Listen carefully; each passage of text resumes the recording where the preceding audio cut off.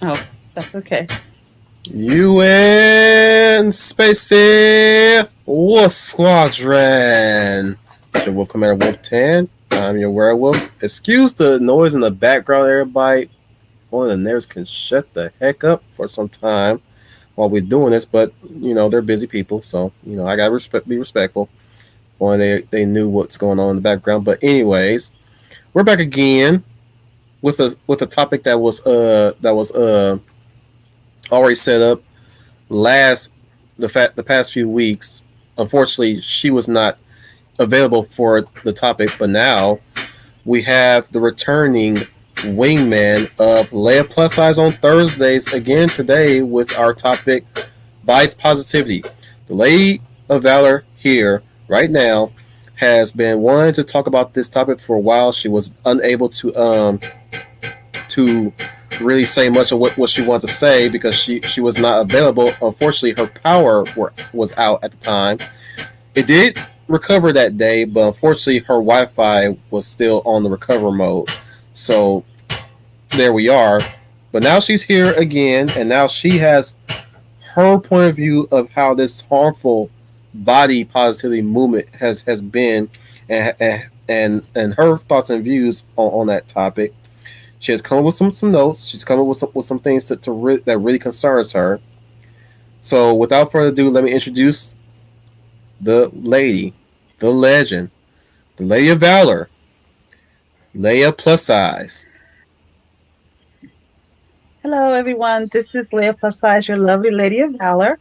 Hope everybody's doing well today. And what I want to do today on this topic of body positivity, there are basically three main areas I would like to cover. The first part is what it is and what it is not, what body positivity means.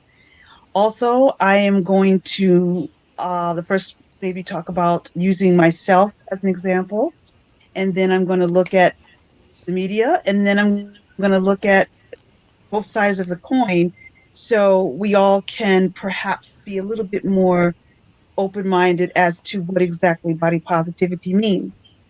Now, for those of you in the chat, lately, this term body positivity has been coming up lately on social media, cancel culture. You've seen it lately. It's usually done in two sides. You have one side of the coin of body positivity that believes that women, particularly, let's face it, that are full figured and plus size, are beautiful and have a beautiful, it should have a positive image of themselves. Then you have the other flip side that says, this is no, this is something you should not be saying, because if you call perhaps a plus size woman beautiful, you are endorsing obesity, or obesity is something that should not be endorsed. You've seen many writers who are of the cancel culture SJW equation trying to push this off in comics, in movies or film, changing characters that are one times were nice and thin to more plus size, believing that by doing this, women will have a more positive view of themselves. And then there are others who are saying, no, this is unhealthy. This is an unhealthy way of teaching people how to live, and there is harmful with this kind of talk. What I'm going to tell you today is actually, so you've got two sides that are yakking at each other, but nobody's listening. What I'm here to tell you today is both sides actually do have good points. So I'm going to try to see if we can come to some sort of reasonable conclusion about body positivity and what it means. And also in the media, you've probably seen celebrities that have changed their body types. Adele is someone that has come up, and Rebel Wilson, but they've also come under fire from cancel culture saying that they are not promoting a healthy body image or giving into somebody's view of beauty. Again, I feel that both sides actually do have good points and how we need to stop yelling at each other and listening to each other. So, what I'll do is I will start by being autobiographical and talking about myself and my own battle with um, my weight. I have battled my weight all of my life. It has always been an issue with me. The body positivity I'm hearing now is not the body positivity that was expressed to me when I was growing up. It meant something completely different. What got me into changing or improving my health is, I'm not going to get into it really deep, but a couple of years back, I received a diagnosis. It was not a healthy diagnosis. It was nothing life-threatening, but it could have been. And after I came from this diagnosis, I realized I had to make some changes in my eating habits, which I was more than willing to do. My family, I'm the biggest one out of my two sisters, and I'm the largest one. I take after my mother, whose family's her side of the family, and that side of the family is everybody's pretty much large. I'm just gonna say it. They're the clumps. My family is the clumps. My mother's family, so I got my mother's genes. I got my mother's Shimmy, genes. shimmy, shimmy, shimmy, But shimmy, after I shimmy. got that diagnosis, I knew that I had yes, exactly that. Once I got the diagnosis, I knew that I had to make some lifestyle changes in my eating habits, which I admit were not very good. I will be honest about that. But they're changes that need to be made. So I set on a road to try to improve my health. I've battled this several times because I think that one of the reasons in the past that perhaps I probably failed because, well, one of the first things I did is I joined Weight Watchers, and you've probably seen commercials and TV shows on it. And I want to say that it works. I do have a coach that is helping me. And one of the first questions the coach asks you when you join is, why? Why do you want to lose weight? And they ask you that every time you have a session. They always open up with the why. And she would always ask me, why doing this? And I had to think about it for a while because, on the one hand, I did want to improve my health. And on the other hand, there was a part of me that felt I wanted to be more accepted in society because I do think that, like I said, there's two sides of the coin. Yes, you want to be healthy, but you can't ignore the fact that there is a societal pressure to look a certain way or to be a certain size. That cannot be ignored. That's a fact, Mm-hmm. just as much as it's a fact about obesity. Now, I didn't mind having curves or being a curvy woman because, again, I've never had a small frame. I've never been a small framed woman, but I never found curves to be ugly or unhealthy. I never found that to be a good example of a healthy, curvy woman. Beyonce, J Lo. Um, Precious. I know you mentioned Monique, Precious, Monique. Yes, women like that are more curvy. You can be curvy and still maintain a good weight because everybody in this world is not going to be a size zero. Not saying all the people out there, if you're a small frame, I'm not picking on you. But let's just say I never was going to have a Oh, supermodel body. I'm not offended. Oh, okay. I hope well, nobody in the well, chat is. well, just to give you a visual, I'm a very lean person, but I did gain. I would say I gained a bit of meat, if you will, since I started working out. I mean, like I said, I'm still kind of lean, but like you can tell that there's some extra meat added to me.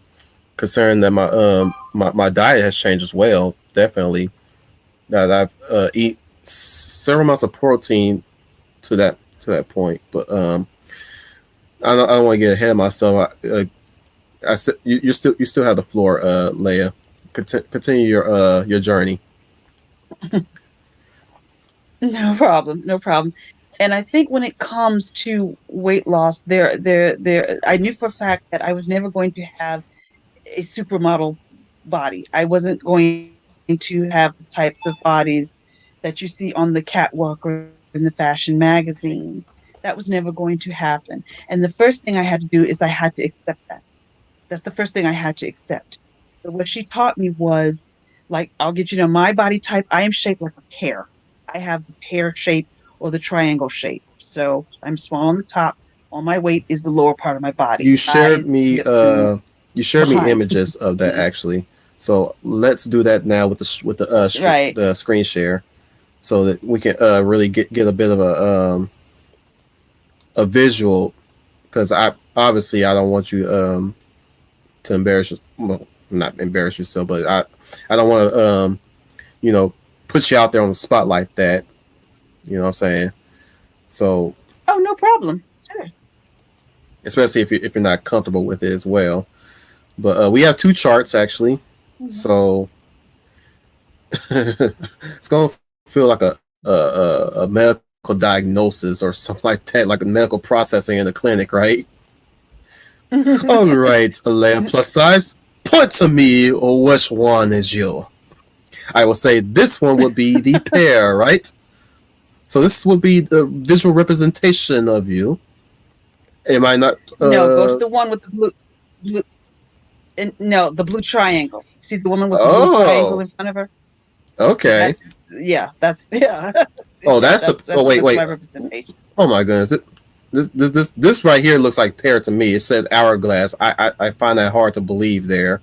This seems to be more hourglass right here. But Oh, this one is a this I thought this was the pear, but this is the pear. This chart's lying. Let's go to the next one. Okay. Now yes, okay. uh so more of this one. This what looks way more accurate. Yes, yeah, that's more accurate. Yes, that's the pear shape. Yes, that's the way my body type is described as pear. And I want to show that because I want to let people know every woman has a different body type. The media does not talk about that. The Exactly. media or Hollywood images, actors, supermodel try to portray one type of body type. People don't know that every woman's body type is different.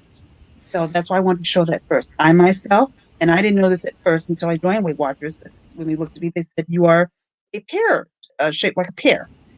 So what I got into my sense was that to love the shape I have, but to take care of it, but also to accept the Mm-hmm. fact I wasn't going to be very, very or lean. That's never going As to happen the in my life. Once I as the saying accepted that, says, go ahead. yes, as the saying says, your body is a temple. Treat it as such. If Exactly. that's a So that's the paraphrase, I'm first. pretty sure that's not the full phrasing, but yeah, that's how I like to treat my body as well. Go continue what you're saying. I didn't mean to cut you off. Oh, sure. That's the first step that I had to learn was, first of all, I had to accept that first. I had to realize I am not going to be a lean supermodel, uh, Naomi Campbell type kind of figure. I'm not going to have that. I got curves here. Second, now let's take care of that pear shaped body. That's the second thing that I had to learn. And that's what I learned the Weight Watchers. Let's take care of that. Now, what Weight Watchers does now is they have programs that tailor your body type and your lifestyle. And I'll confess it, I eat out more than I cook. But since we've been on the lockdown, I've been cooking a little bit more. But I eat out because of the schedule that I have. When Mm-hmm. I was working, I would work during the day, and then I was part of a improv theater group, so I would go and do my improv theater at night. So I ate out quite a bit, or when I was at work, I would sort of bring my own food. When I got at home, I would be just too tired to hit the kitchen, so I didn't cook really a lot. So what they did is they tailored my program to fit my lifestyle, because everybody's lifestyle is not the same.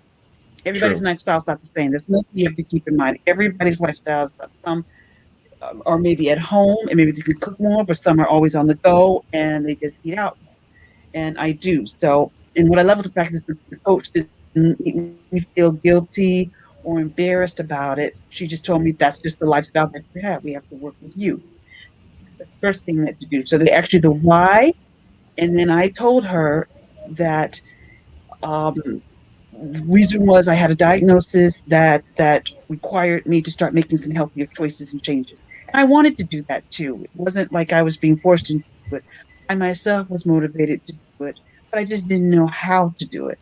And that's what she taught me to do. And one of the biggest problems I think today is there's this assumption with body positivity that us large people like being large or we accept it. Like body positivity is you mean just laying around being lazy, wolfing down that 12-piece KFC meal and a dozen of donuts. No, that is not how they view body positivity. When I was younger, I actually did some minor plus size modeling. I did a little plus size modeling in my local area as a bulky good woman. And when I was in the program, plus size modeling by the woman who ran it, she taught us a lot. You're Uh, a model. we You were a did shoot. we I did. You were Go shooting for ahead. a model. You saying you did a lot of modeling? Yes, when I was younger, 20s, early 20s, in my 20s, I did for a little while. Yeah, Okay. plus size modeling. I was a plus size model. Yeah. And one thing I learned when we did that from the woman who ran the program was that people seem to think with plus size modeling, they get this another image of us that again, we just eat whatever we want and there's no exercise. No. We had an exercise program that we had to attend to, and we were on a diet, not necessarily a diet, but we had a healthy lifestyle to keep you healthy despite the fact we were big. Some of us even lost some weight when we did, but it wasn't anything extreme. We didn't starve ourselves, but we didn't have anything that was unhealthy. It was a balanced diet the way we did that, because people got this assumption because we're big that backstage at the shows would just be pizza and candy and fish fries and candy bars. No, it was none of that. We had our fruits, we had our vegetables, we had our water, and we had a good workout that we would do. So that really helped me a lot while I did that in my 20s. And she taught us how to carry ourselves as plus size women, how to dress, and you dress according to your body type because every body type cannot wear the same clothes. The media does not teach that. They teach that everybody wears, I'm not going to wear size 8 jeans because some fashion designers in the fashion industry do not design for plus size women.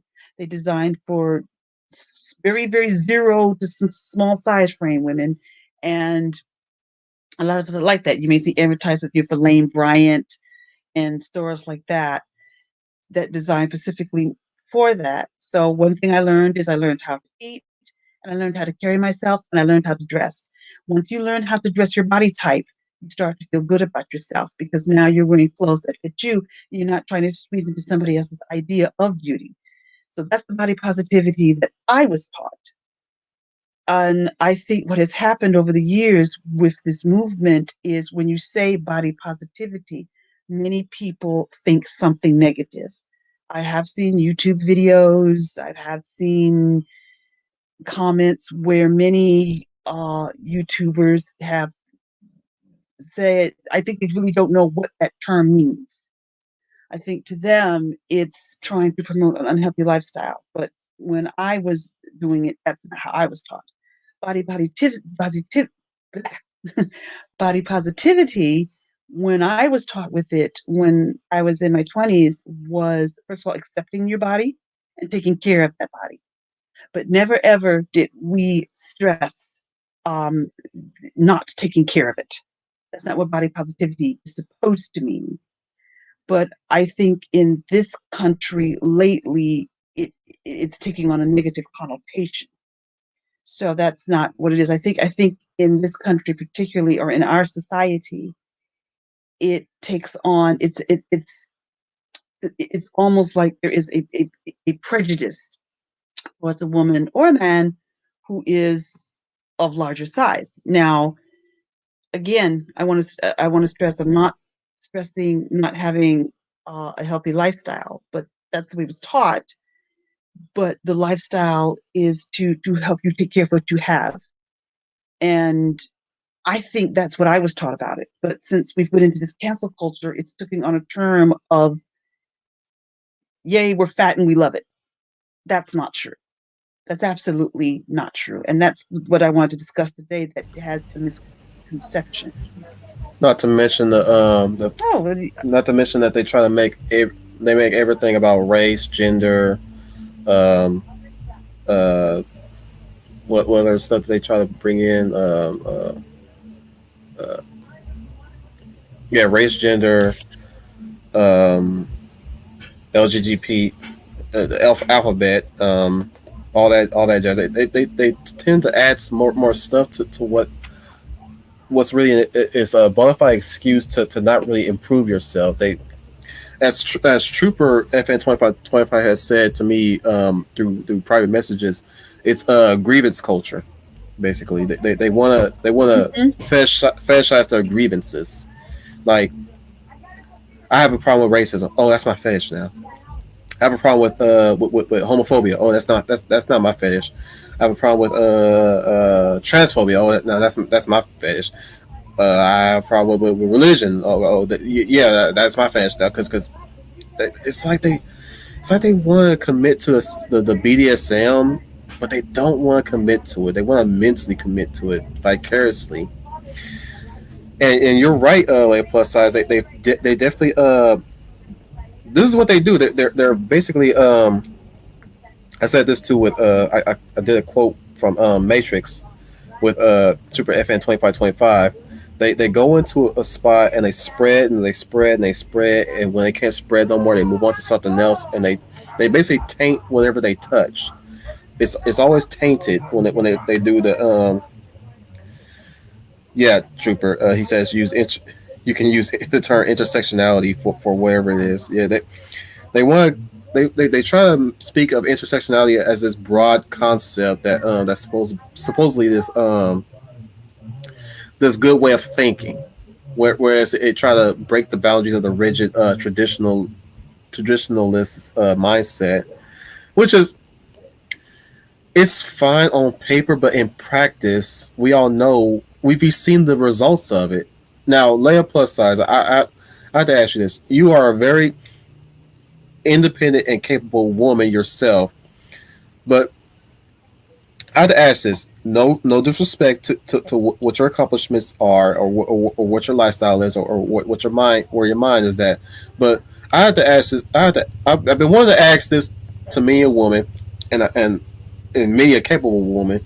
But would there ever been a time that you ever wanted to just uh at the risk of sounding, what they like to call us men, would would you ever thought of a time where you want a man to take the reins for a while and you just sit home and chill for a bit? Oh yes.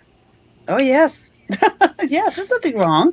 I've always said that I don't mind it if a man says he wants to take care of me for a day, because I know I am For not a day, okay, intimidated by that. okay, we can work that. Yes, for a That day. that For potential mate can work with that. Obviously, like for if you want him to take the reins for a day, okay, okay.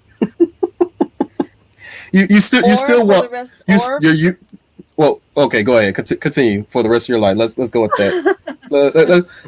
yeah, for a Let's hear day. this. Let's hear this. What about for the rest of your life? Would you ever be okay with that?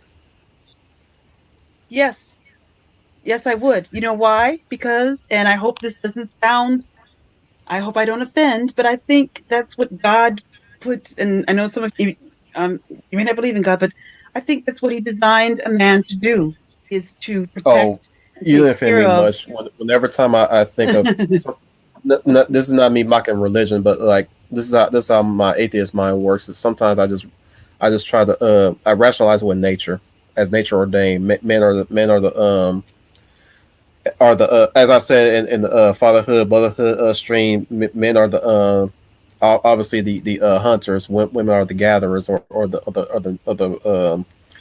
the dang it, I'm lost on my words now. But you get the gist. But no. I'm more afraid of offending I, you actually, because you're a strong religious woman, and I'm sure me and my ilk are strong religious people. So other than that, like, of course, you heard from us, folks. Not neither one of us was offended by each other's statement, both on a religious aspect and no, on a gender role aspect either. So yeah, yeah. Give me your opinion about again of a man taking care for you for life. Give me that again of one more time. course, I would not be intimidated by that at all, because I am a confident woman to know that if a time comes to take care of myself, I know I can do it. but I welcome a man to take care of me because I believe that is what he put in men to do, to protect the strength and the femininity that women have. And today, women, I know SJWs or cancer culture doesn't like that, but I find that an attractive quality in a man that shows a Mm, man's maturity, his purpose. If he has a family and a wife and children, is to protect that, to be the protector that of that femininity strength that we as women have. So maybe that's why I lean towards, and this, characters or heroes that look manly or masculine, like they look like they could protect me, and that kind of protection wouldn't intimidate me at all. In fact, I wish it would come back. I'm I think it's I'm disappeared. I imagining wish it right would come now. back. I'm imagining you right now standing behind Steve Rogers with his shield, blocking off an attacking energy beam, and you have your fists balled up right behind him, ready to face whatever it is that he can't keep, he can't shield you from yet, but you're ready. He's the front line of defense, and you're the last line of defense. That's how I always saw the gender roles between man and woman. The men are the front line defense, and the women are the last line of defense. There's nothing wrong with being the last line of defense. That means you are the last bastion to protect what it is that you guys hold dear, which is either you have children together, your man is the shield, or at least the sword. You are the final shield behind the sword, because you're protecting the child. That's how I always envisioned it. Well, up I until now, now I'm more wiser and maturing now. That's how I'm starting to see it, and we've lost that, especially within our community. You and I both know. Speaking of as ethnically black folk, we have lost that within the urban and the very urban areas of the black community. We haven't lost that in the rural. At this time now, I wish I was growing up in a rural black community at this point than an urban black community, because then maybe I would have had a full family. Maybe. Who knows? Who knows what my life would? Who knows where our lives would have been like had it gone a different way? Nobody knows. We don't really know, except for the man upstairs, of course. But other than that, continue what you were saying about the body positivity movement. I know you want to get to the next point.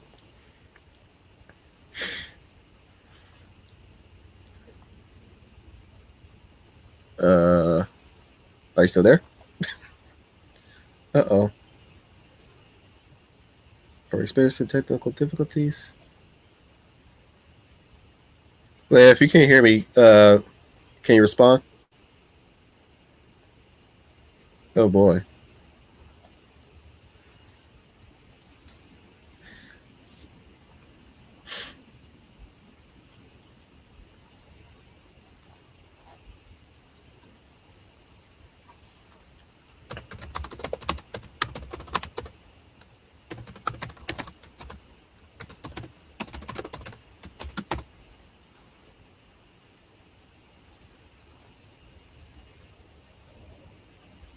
Uh-oh. We lost Leia plus size. She'll be back. We'll see. uh, while she's working on that, let's get into your comments real quick. I forgot. I didn't mean to go this long without introducing everybody. So we'll start with Brian Gale Martin, the guy. I'm about to call you the guy with Patreon, man. I need to really start writing you guys titles and your names, so I won't get you guys confused. But we have the Maverick Hunter Saint Brian Gale Martin, and he says a Mark Levin style rant from our own Leah Valor. Yes, please, definitely. She was on a roll there too. Hopefully she'll get back here soon. She probably is having trouble with her tablet. We have Trooper FN 2525. He says, Screw 2 didn't send me a notification. Weird. It's been like that for a while now. They need to get the lead out and fix their servers or whatever. We have one visitor from a friend I also know from Ishi Stream, Fiona Wolf, saying, all I can say is my heart, my knees, and my spine thank me from going from a size 18 to 20 to a 12. I'm trying to get back into 8 to 10, just like in my Navy days. Right on, sister. Right on. Keep making them gains.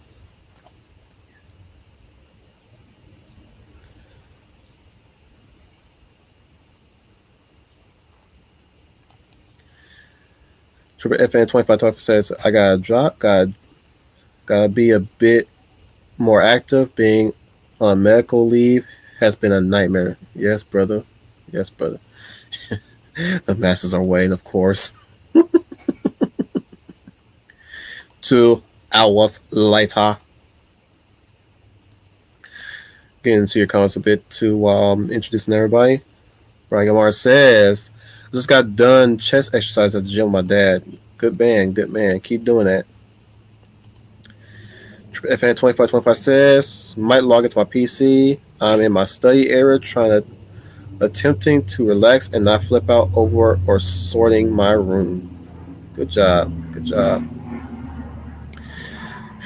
Brian Gilmore says, I'm not offended. I know what you're talking about, though. I know what your response is. He says, first step towards solving a problem is admitting that the problem exists. And recognizing that it does exist. Sometimes people are stuck at admitting the problem exists, but they don't really move that forward.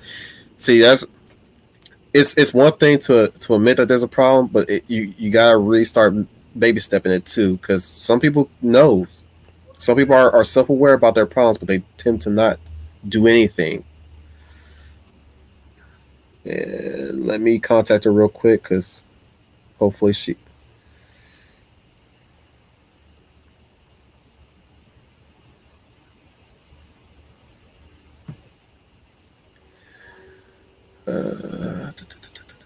let me swing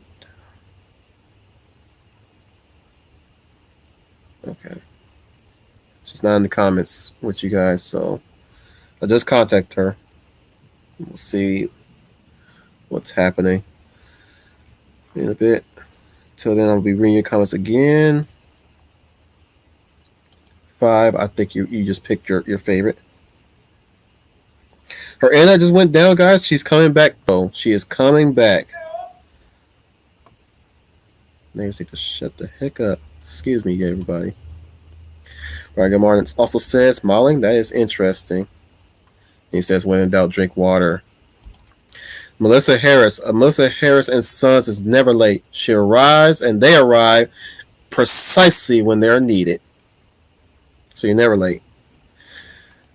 Brian Martin says, the term body positivity has been corrupted by activists with agendas.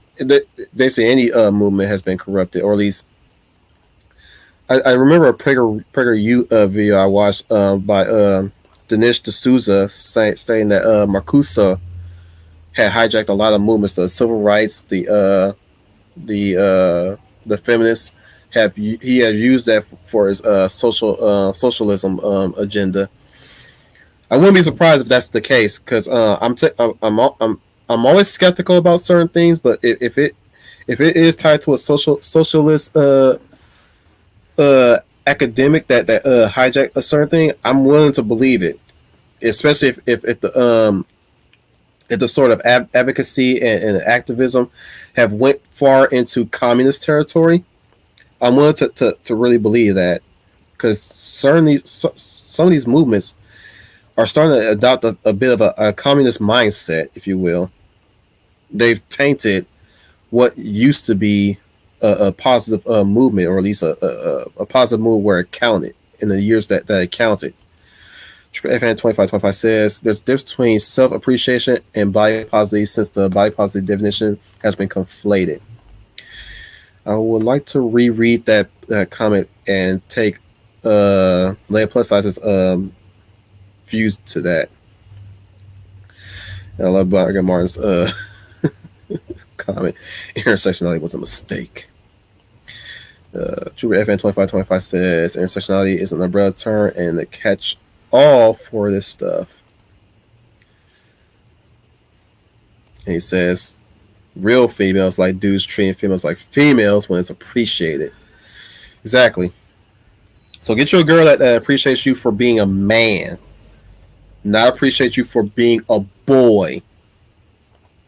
Appreciate you for being a man, for doing man things. Take notes, guys. This is what the lay is saying. This is what real women really want. They want men, not boys. Brian Gamar says, people these days are just way too easily offended by everything. We really should learn to live and let live more than we do. Well, here's the thing. I've come to realize we say that they're easily offended. I don't think it's really being easily offended. I think they're just looking. They just have no purpose in their life, so they want to feel vindicated for every little BS thing they do in life. They want to feel vindicated of not doing a darn thing in their lives. So they hop on to anything and act accordingly the way they do, just to make themselves feel better about sales. It's not really them being so just basically all on easily offended. I just think they're just trying to find some excitement in their life, that rush, that big rush in them. And then what's worse is that when you have people like that have no purpose, no direction, you have these people that are evil, if you will, evil in mind. I mean, evil in mind, that are willing to rub with these guys without purpose, or who think they have a lack of purpose, and put them on these she's back. Put them on this path of excitement and near self destruction. We're reading the comments real quick. Leaiplussize, just letting you know. And sure, I apologize for that. I'm sorry. I had a glitch, and yeah, but I'm back on track now. I'm sorry. Continue. Yeah, I was reading Brian Gil Martin's comment right here, and he was saying people these days are just way too easy offended by everything. We should learn to live and let live more. What I was saying to him, it's like it's not really that they're so much easily offended. It's more of them having not a purpose in life, so they're it's a rush for them. Like the aggression, the yelling, the screaming, the name calling, the finger pointing. That's a rush for them. That's what I'm seeing it right now. It's not some like put it like this. They'll forget that they said it the next day, the next couple of days, or probably the next week. They'll probably remind themselves that they said it just for that rush again. That's what I'm saying. It's that vicariousness of living. It's that very vicariousness. Now I want to read this to you, Leaiplussize. Had you come back, I wanted to read this from Trooper FN 2525. He said, "There's a difference between self-appreciation and body positivity, since the body positive definition has been conflated." What's your take on that one? I think body positivity has been it's been misunderstood.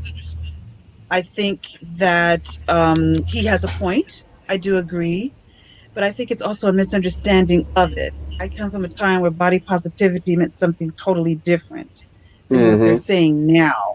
I think what's happening is. Quick question. Go on. Did you want? Go ahead. You were talking about your modeling. What year did you start the modeling again? You said you started in your 20s, right? Your early. In the 90s. Yes, I started in the 90s. There's your evidence right there, everybody. You said it was a different at a different time. Body positivity was stated differently. See, this is why I always say, take me back to the 90s. Take me back to the 90s. Let's go. Wish we turn back time to the good old days. I really, I'm like, bruh, if I could live in the 90s forever, just live in Groundhog Day, where everything reverses after 1999. Oh boy, I'm sorry. I'll be forever immortal. living in that time, that era where 1999 just ends, and then I go right back in the beginning and just start just learn everything there is to learn, and I'll probably be what 13. Yep, yep. I was like close to 12. I'll be 12 all over again, and just learn karate and improve my artwork, and who knows what fun would that be? Because just to watch the same old shows over again, or at least catch some shows I didn't catch during the '90s that wish I could have at that time. But I digress. Continue what you're saying. Yeah, in Leaiplussize, the 90s, go ahead. it has a different connotation than it is now. I think now what has happened is that it's when people hear body positivity, they first think negative. Some people think, well, you just don't want to. When you say body positivity, like right now, there's a statement that they say really bothers me. It really, I'm going to be very honest about that. When I hear them say, "Don't call a plus size woman beautiful," don't say they're beautiful. If you say they're beautiful, you're endorsing obesity. That is, I don't know what's going on in their conscience. That's a lie. It is an absolute lie because there is everybody on this planet Earth has some form of beauty. There is a different form of beauty, but there's beauty in women who are thin, and there's beauty in women who are full figured.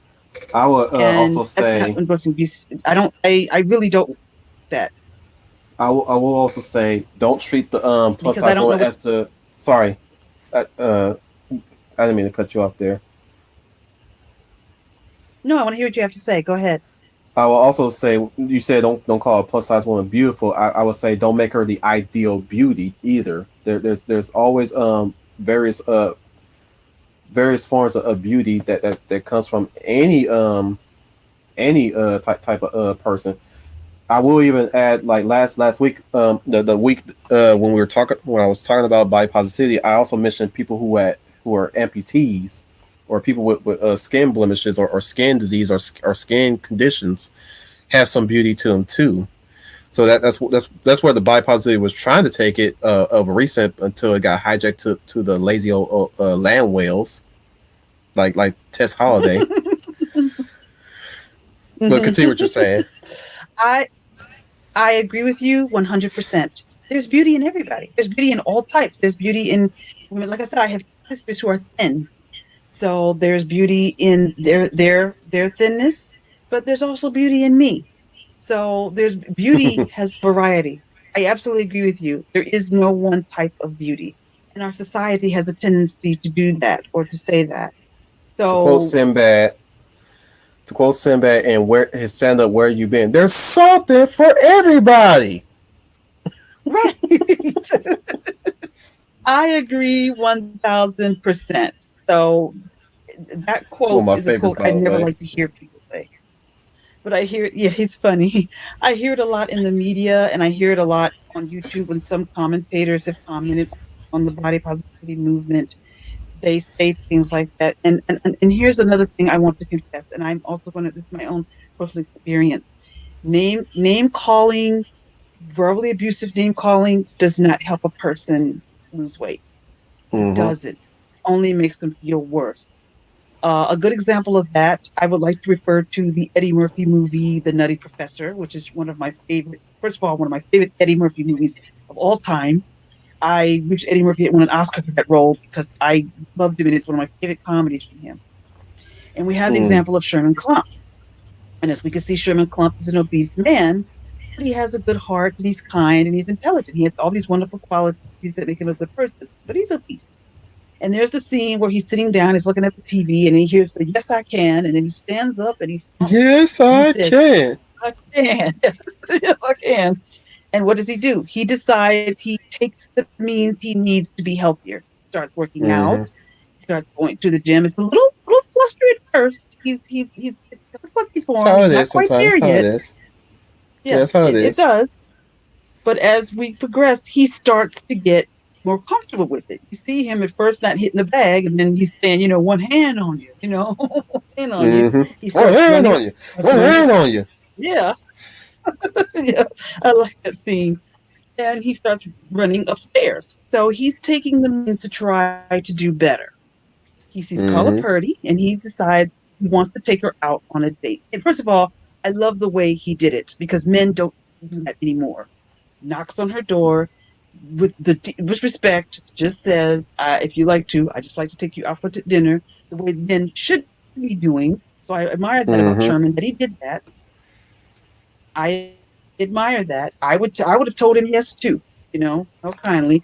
And he said he wants to go out and have a nice time. So he's going out. He goes to the club. He just wants to have a nice time, having a good evening with this woman, not expecting anything in return, but just I want to show her a nice evening. Mm-hmm. Everything is going well until Dave Chappelle shows up.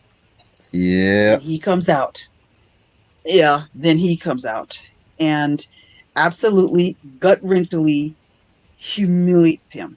He Yeah. humiliates He him in singles that them club out. around everyone. Yeah. He He singles him completely out. sings. And His whole shtick. The funny thing about Dave Chappelle's character Reggie, his whole shtick is that he mm-hmm, bags on everybody. He, you can already tell by the look of him and the way how his routine is. He has no act. He has no stand up comedy to stand on unless he's bagging on somebody on in the audience. That's his whole thing. that's a good call. Yeah, good call. That's a very I good I call. I Yeah. I'm serious. I watched it. I watched this movie so many times, and I think I picked that up even at my youth. I picked that up, picked up on that. But even at like when I was in teenage, when I got into teenage years, I watched it again. I was like, you know something? As funny as the jokes are, his style of comedy is stagnant. Especially when you get to Buddy Love's segment with uh the reverse role in Buddy Oh Love's yeah. Yeah. with Buddy Love. You see him just kind of you kind of see him kind of struggle a little bit trying to come up with a joke while on the spot and looking at somebody like look at it look at him, you know. I was Right. like, Yeah. you have no act, brother. No, this is Dave Chappelle, of course. This Dave Chappelle. We know he has an act, but like the character he's playing hmm has no talent. It's obviously he has no talent. Right. Well, you're right exactly. And but Buddy Love picked on that. He says it in his jokingly way. He said, "Man, I love the way you take a personal defect and you flip it around and try to make it funny, or you make fun of. Let me see how funny it is if I do the same thing you did to you. That's what I'd like to see. What if I do it to you?" And he does. It's like your teeth, Reggie. Like I could kick a field goal through it, and everybody just starts. And he says, "Yeah, everybody laughing." Because Yeah. everybody. So Buddy picked up on it like you picked up on it, and then he riffs on him, and Reggie has no comeback. He has no comeback. He can do nothing because Buddy picked Mm-hmm. up on it. He tell him, I said, "Now let me see how funny that is if I did that to you. If I did that to you, how funny that would be. Let me see. Let me try that." And like you said, It's really how the '90s really present itself at the time of its beginning within the media. The message in mm-hmm, every '90s show or every '90s movie is that there's always going to be a bully. You need to stand up for yourself. Yes, you can always find help to help you out. You can always seek help, but at the end of the day, you have to fix your own problems. You gotta stand up. You gotta stand up, and exactly. that's basically And what that's Buddy did. That's what basically Buddy did as Sherman as Buddy did. He stood up for himself. Go ahead. Go ahead. Take the lead. no, I like where you were going, so I wanted you to finish because I like where you were going. Because when I saw that scene, I kind of took that as a metaphor for for life and for us as plus size women because a lot of people today, and I think we're seeing this more than ever, they have no purpose, they have no shtick, whether they're a comedian or a commentator on this channel, or not this channel, but YouTube or television or any place else. They don't. So they know they don't. So what do? They go after people they feel they can tear down. I'll go back to Mm-hmm. the fat person. I'll go after While the playing handicapped favorites person. I'll go after the and person that uplift the other people that fits their yeah narrative. that No, fits them, so they can fit in to the it crowd when they probably themselves don't have much to offer, mm-hmm. but they don't want to portray that. So I'll make somebody else look so I can look stronger. And just like you called out about Reggie, that's the same thing that I felt from that. And at first it did. It tore Sherman to pieces when he went home, and that caused him to take that formula because he felt this is how the world saw him as. But we Mm-hmm. both know as the movie goes on. Also, I want to say the dean of the college didn't respect him either. I hated that Nope. dean. I'm glad he got back at that dean. That Mm-hmm. dean, oh, that man got on my nerves. That actor played that role well because despite Sherman's He brilliance and as a human being, he's a he had typecast. no. He's a Yeah, positive typecast because in many movies when he pops in, you know kind of what kind of role he's out to play. He's out to play a lack of a better term, a douchebag, yeah, especially you're right. a very Exactly.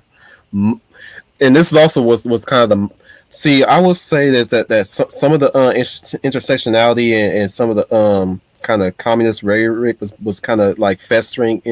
The seeds were planted right in the middle of the '90s. I would say that because I'm starting to re look at the movies that we all love and enjoy. Right now, Right. that's not to say that these movies, for better or worse, for better or worse, that's not to say that they were perpetuating this mindset. They were, let's say, they are inadvertently in a way, but you always see these sort of negative stereotypes of capitalist mindset. They try to view us capitalists as always money hungry, always money. Yeah, we care about money. How are we gonna pay our bills? Yes, you're right. We do care about money. Even the working class is capitalist. How are we gonna keep our homes? How are we gonna keep our cars? How are we gonna keep our bills paid? Money, money, money, money, money, money, money, money, money, money. Do we care about the environment right now? We care about our environment, our home environment. You can Mm-hmm. worry about planting some trees if you really care about the environment. Go plant some trees. Pay me to plant some trees.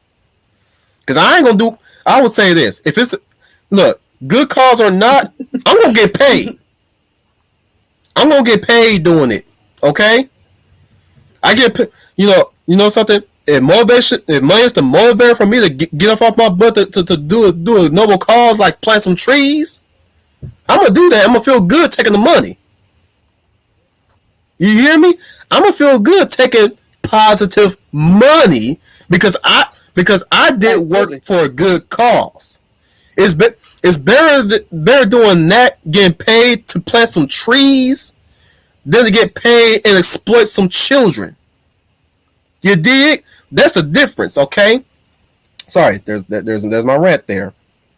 I'm beginning to understand how capitalism really works, okay? I'm saying like if you want me to get up my butt to work my butt out to save the forests, you better pay me because I need a return on my investment on my accomplishments here. I'm sorry, a pat on the back ain't gonna make me feel any better about myself. I want to make some money. All right, we can recycle some money. Recycle, reuse, recycle. We can recycle some money. Come on, recycle me some money here.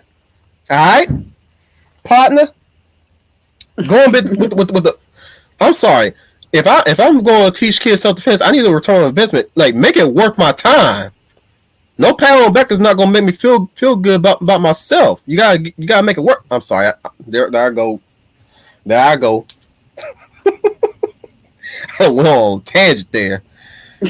But yeah, that's yeah. The '90s, in short, they had this very weird mm, misunderstanding of how to portray the capitalist mindset, or at least they did have that capitalist mindset too. Like Sherman is actually a working class. He's actually very few people in these movies in the '90s are actually the positive representation of the working class, or at least the capitalist working class. Because he makes money, he want to make money. He would. That's not to say he was doing it out. You know, ask for money, but he wanted to get paid. Duh, right? Exactly. Same thing Yes. with other characters in a lot of other movies that worked in sort of dead end jobs and got their dream jobs. Like bruh, that's how capitalism works, and yet they're trying to tear that down. And you must be wondering, what the heck does this have to do with body positivity? Because we do it because it's worth our time. Let's just say that capitalists ask, "Is it worth my time? And how much is it going to cost? And how much are you going to pay me to do it?"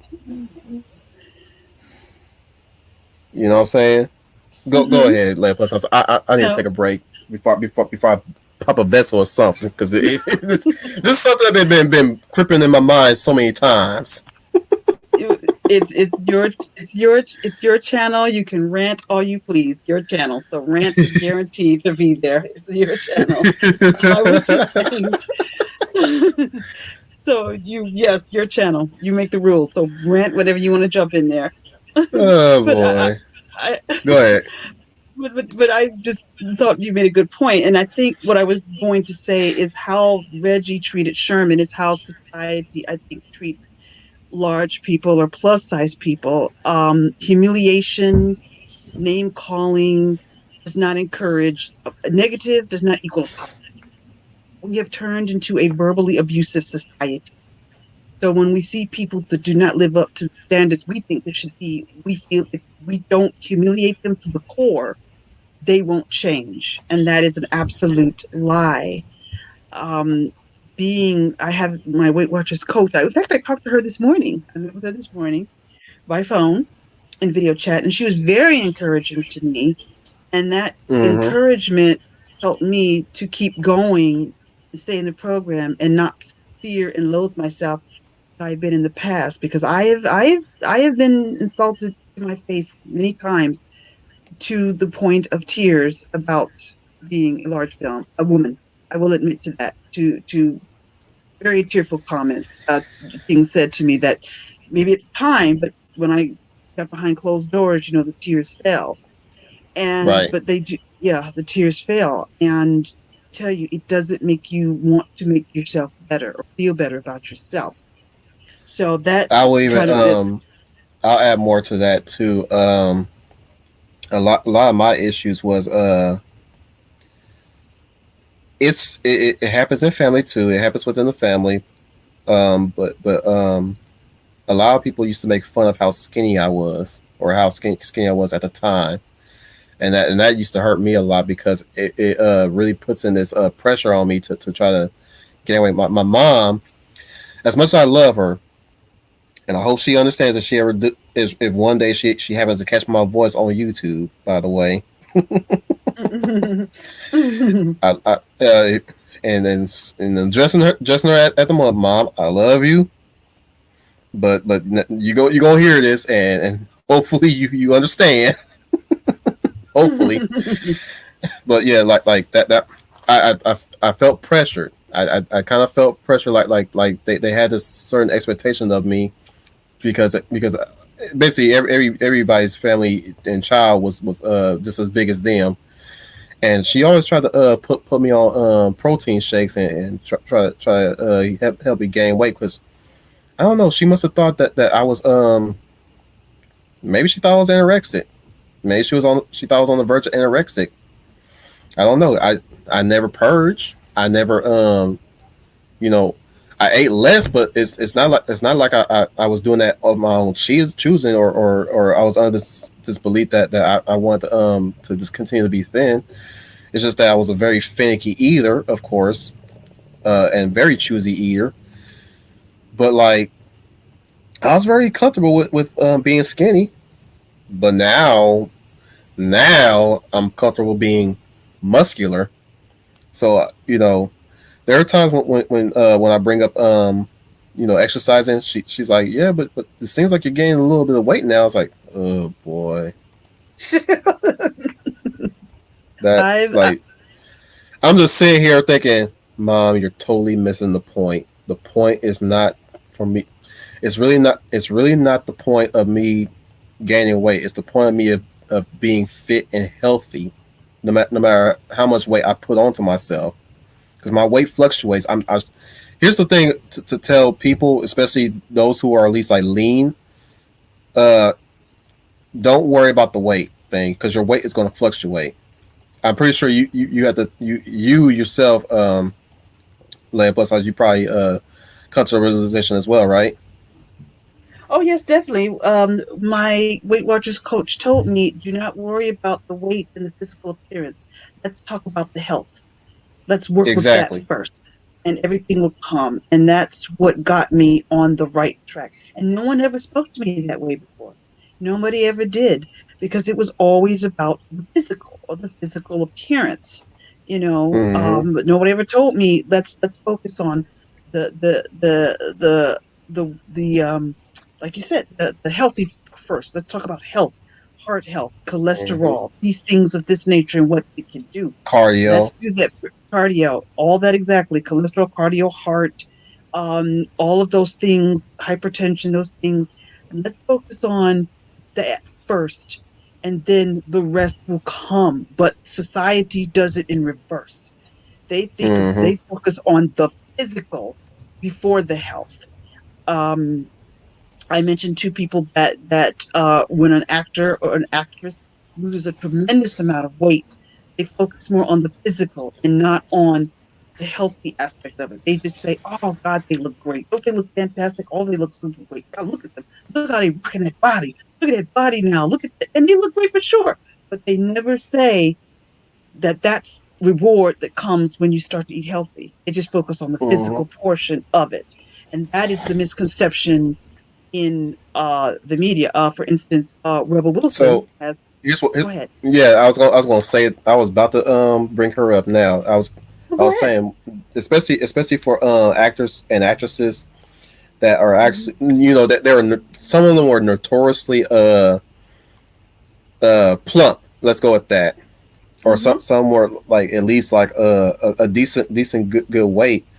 But when I see them making improvements to their body, I say, "Oh, they taking good care of their body now." It's not like yeah, I'll say, "Oh, they're looking great now," but at the same time, in the same vein, I'm like, I'm very glad that they're on a better path and a better lifestyle for themselves, and hopefully they'll continue that path and continue to do better for themselves. Just like Rebel Wilson, just like Adele. Like, you know what? I'm happy that they chose to do that. I'm happy that they chose that was their choice. That was their choice to make that journey to lose that weight. You know what I'm saying? It's a, it's like it's like you should be very respectful. What's that phrase that these people of intersectionality try to preach to her by her rules. Yeah, something like that. Yeah. So she decided to do something for her body, and that's not okay. But you said her body, her rules, Right. right? Yeah. Right. Yes. Exactly. As I far as spawn a contradiction there or hypocrisy. I'm I must, smelling the I hypocrisy. Go ahead, agree. Leia. No, I was going to say I agree with you 100%. And if I could speak about those two, for example, of Adele and Rebel Wilson, I agree with you also that I'm glad that they are taking care of themselves. And I think it's appalling that people want to bash them for wanting to take care of their health. I think that's a terrible thing. I think that what they should be doing is applauding them and Mm-hmm. not making, So because stunning and brave that you lost all that weight. So stunning yeah. and brave that you lost all that weight. Go slay, yes, queen, slay, queen, yes, queen, slay that weight off of you. You go, girl. Yeah. Well, let me do it I, Mark Barnes way. You go, girl.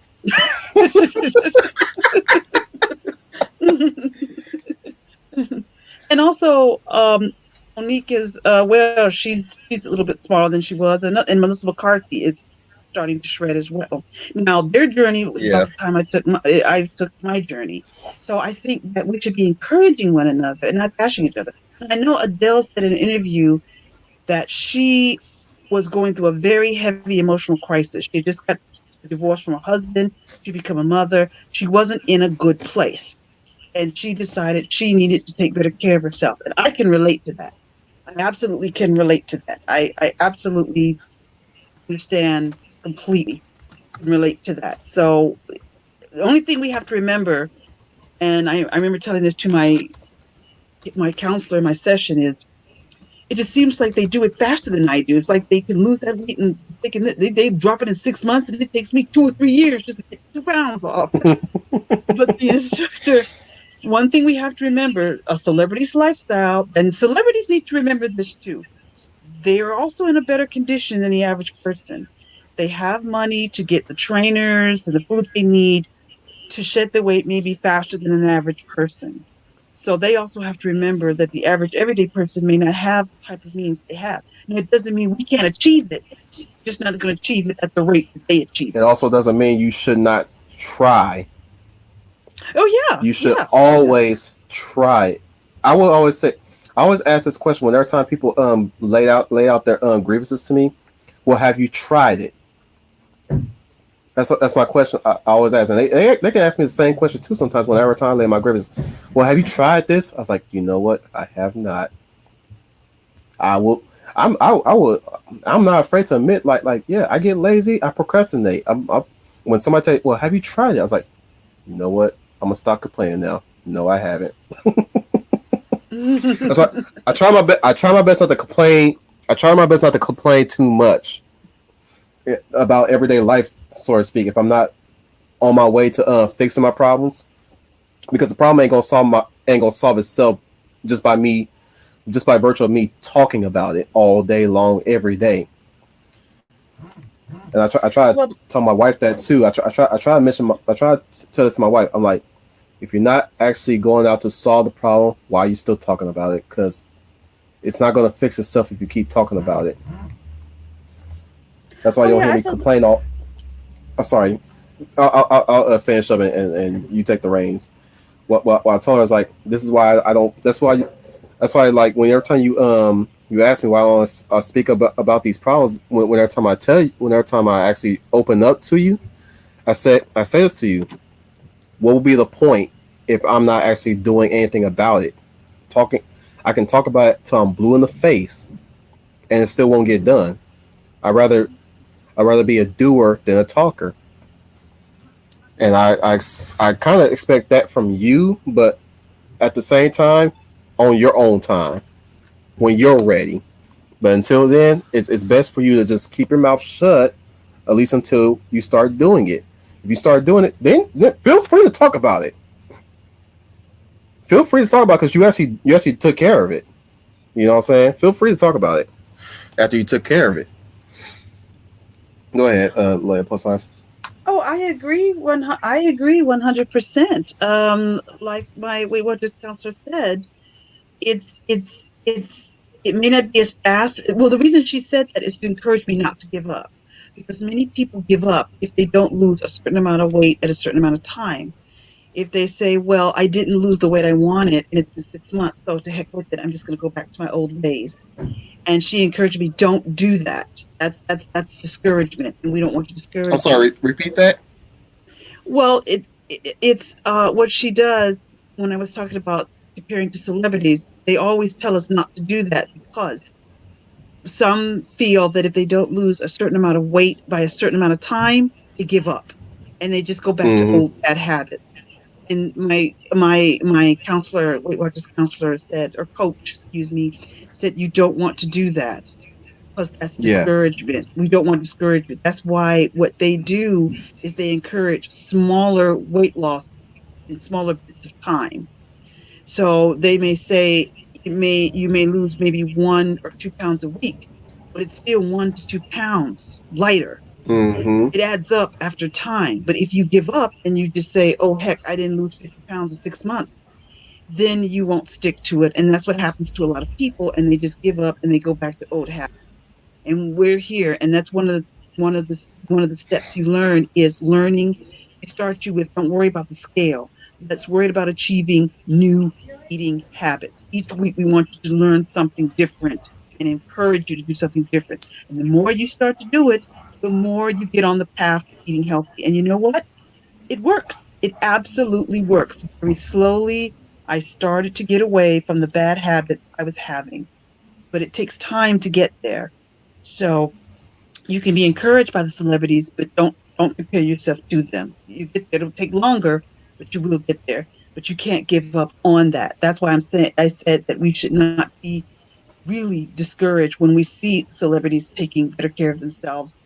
Now, the other hand, when I also have to say that there is a point because we cannot ignore the fact that there is a tremendous pressure to look a certain way in Hollywood. Many actresses or maybe or have tried to fit into the body types that they simply cannot attain to. That's a fact also.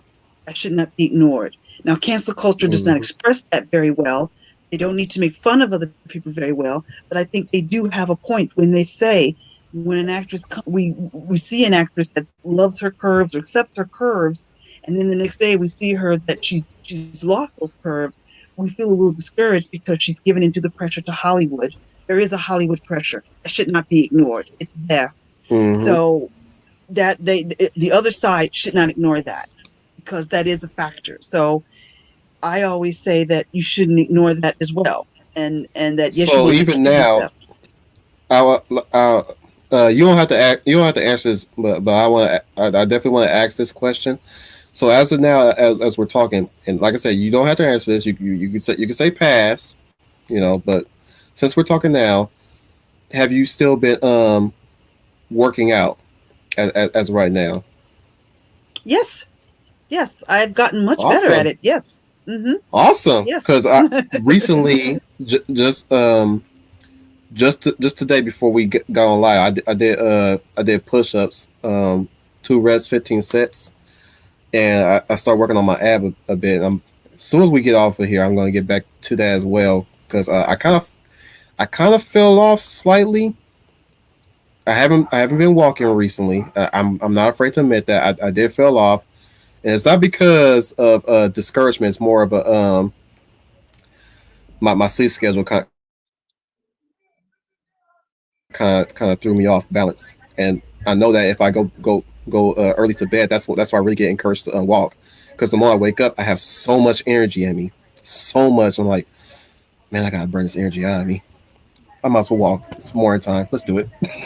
But I'm actually trying to trick myself into to get back into the sleep schedule so I can get back into walking because I love walking.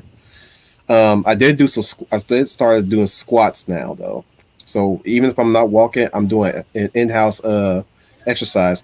Now, mind you, everybody, those who are listening, those who catch us in the backwatch, you don't necessarily have to always go to a gym, but it is highly encouraging to go to a gym. Definitely, because in your house sometimes there's also a negative effect in your house, especially if your house is has a lot of negative energy in it.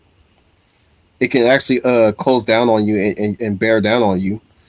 But if you have positive energy and you're comfortable in your house, you don't really need a gym. You can lift that small weight, and that's as far as you can go with it. I lift this 20 pound weight and got my arms as big as I showed in Facebook. If you saw that Leaiplussize, that was just from one weight and push ups, months and months, weeks and weeks last year. My stomach started getting in when I started getting back into the push-ups things and started doing the walking thing. But like I said, you don't.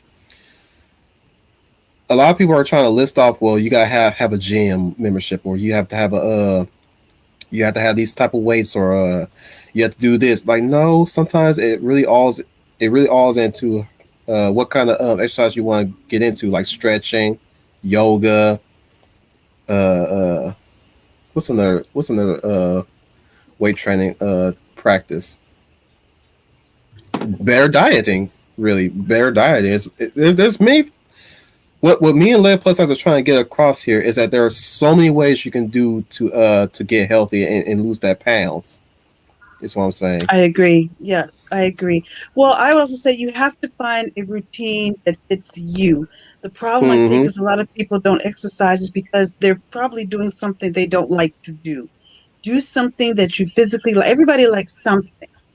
If you like to walk, walk. If you like to run, run.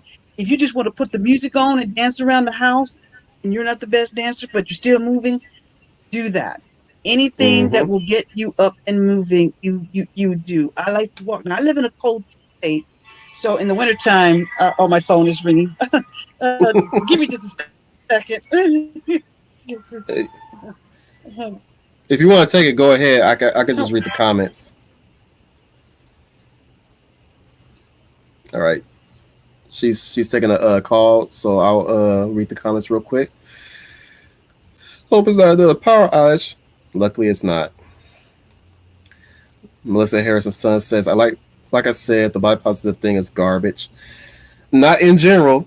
It depends on which faction you fall under. We all know we all know where Leaiplussize fall into the true Leaiplussize fall under the true body positive movement, not this fake woke body positive movement. She also says the PC garbage is getting out of hand, and Brian Gamar adds to getting out of hand. It's been out of hand. Trooper FN 2525 speaking on Dinesh, he said Dinesh ain't wrong, bro. He really ain't. He really ain't. It makes me want to check out his Hillary's America documentary real quick because from what Snob was saying, it painted a picture of me. It's the reason why I didn't check out his documentary because sadly Cinema Snob Brad Jones had a negative opinion about that. Now I don't know where Snob leans politically. Frankly, I don't care. He don't have to lay out that business. I don't know the man personally, but from what his backseat review has been, it's not been positive towards his Hillary's American or any of his other documentaries like Michael Moore style documentaries. Michael Moore says Dinesh D'Souza, I read a few books of his, smart dude. Also, I believe Smeghead from Cinematic Excrement has also said some poor things about the man, I believe. Melissa Harris and Son says, Brian, it's been out of hand. You're right, my friends. Yes, we all have been. And she's back, everyone. I'm taking this time to read the comments real quick. You can chime in if you want. Okay. Oh, you can go ahead. Don't let me stop you. Go ahead and continue. All right. Braga Martin says, so like a dopamine hit. That was me talking about the vicariously looking for thrills instead of going out finding thrills on their own, which can be a good and a bad thing. But let me finish what he wrote. So like a dopamine hit with the infamous on the dope. Yeah. What I was saying earlier was it's not really that they're looking for ways to be offended, or at least not saying that they're looking for ways to be offended, but no, it's not offended for the sake of being like really, really offended. It's all in this rush to do something with their lives. Like, haha, I ruined somebody's livelihood. Oh, that was such a rush. That's what I meant. That was what I was telling them earlier when you got back in Leaiplussize. Right. It's that rush to ruin somebody's life. And I said this in a few streams. Like, the bullies have evolved. They have evolved. They're no longer these jocks and mean girls like they was and portrayed in high school, or at least like how he saw them in high school. They're now politicians. They're mayors. They're police chiefs. They're people in positions of power they shouldn't be, and they brought high school to whatever job field that they've amounted in, or at least what their degree allows, or at least what degree gets them access into whatever. So yeah, the bullies that we faced back in high school in our time growing up from jump all the way up to 90s and even early mid 2000s, they've evolved to try to bring in relevancy in it, and now they're up there now. It's sad, really. It's really sad. Brian Martin also says, take me back to the days of SNES and Sega Genesis. Street Fighter 2. Not kidding. That's a quote from that song from Friday the Next. If you remember that I, one. I remember that one. Yeah, I Black do. Santa Claus. Doom, doom, doom, doom, doom, doom, doom. Sega Genesis. I don't know what that song was called, but I might listen. I might track that down. I might track that down just to check out because it was a weird song to play in that conclusion of that movie arc. Uh, let's hear it's about the Night Professor. By the way, did you know the Night Professor was a remake? Leaiplussize? Yes, yes, I did. It was a remake of a uh, his name slipped my mind that quickly. It slipped my mind that quickly. Jerry Lewis movie. Yeah. Yes. Mm-hmm. So she was saying the original Sherman and the remake version both had low self esteem. Yep.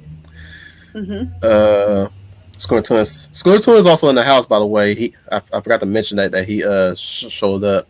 And there's another person I want to introduce once I get into. But Scooter Twin says, "Here's why I think we all should applaud the big guy walking into the gym. They're there to lose weight. Exactly. Brian Martin Yeah. with See, the Evers. Go ahead. oh, I didn't mean to interrupt. I was going to say Sherman started off with self-esteem, but if you listen to his speech at the end of the movie, he gains it. He gains self-esteem.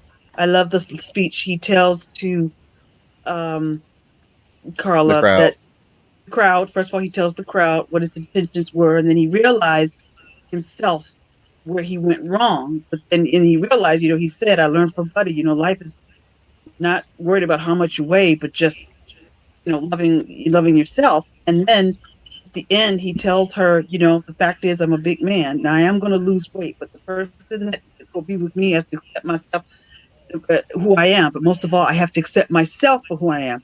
That's the first start.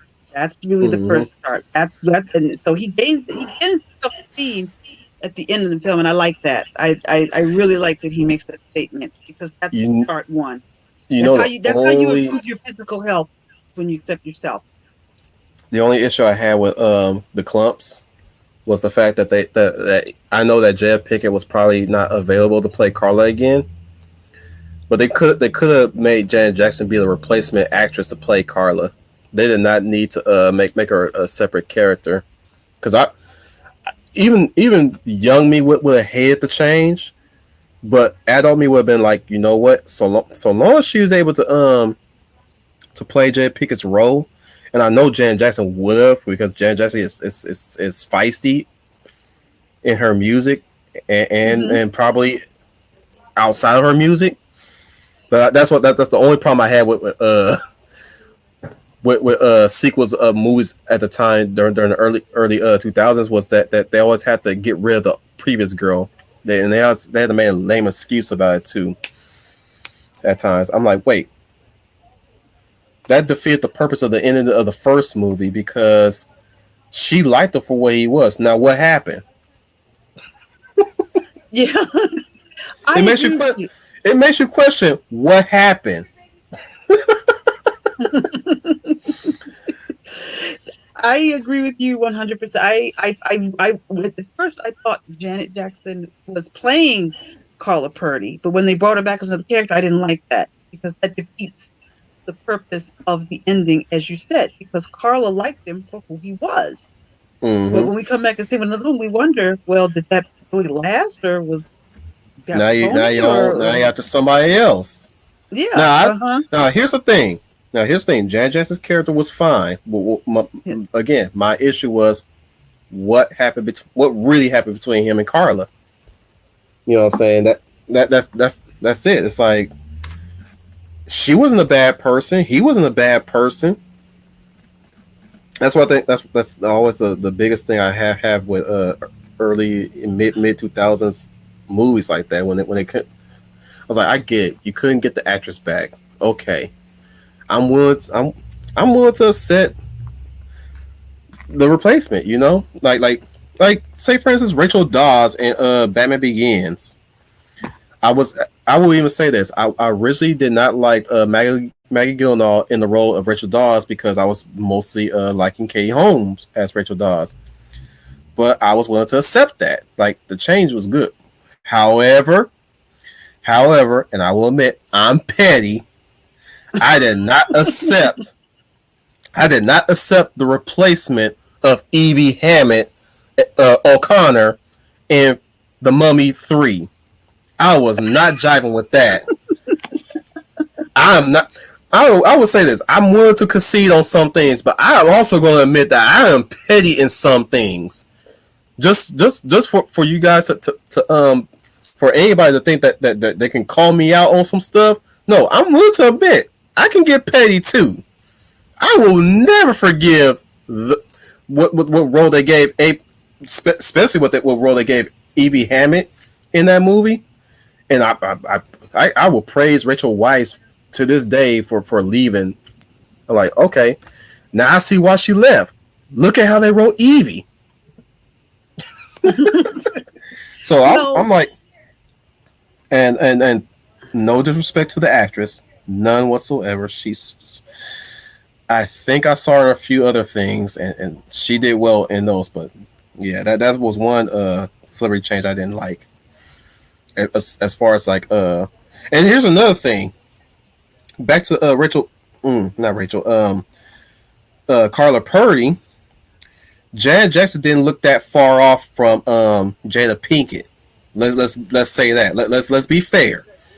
Jada Pinkett and Janet Jackson didn't really look that far off, so you can kind of blend them a bit, so to speak. And I'm actually physically looking this up right now, just to prove my point. From not for the audience, but for myself, just to prove a point here. They didn't look that far off from each other, so I was willing to accept it. But like, young me was knowing something like, wait, what happened to Carla Purdy? What the heck? Well, well, I think first of all, there shouldn't have been a Mummy 3 because I figured the first two kind of told the whole story. So Mummy 3 just look cute when she was little too. I'm sorry, I'm seeing Jada Pinkett's little kid pictures, or her little school pictures. I'm like, oh, she looks adorable. Her eyebrows is very striking. I will say that'll be the first thing you notice, especially if you look at her baby pictures. That'll be the first thing you notice.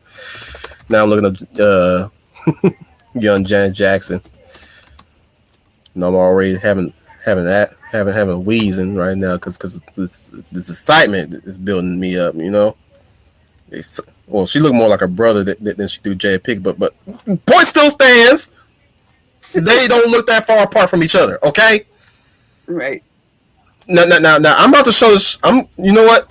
I'm gonna do this for you guys. I'm gonna share the screen for you guys, so we can compare and contrast.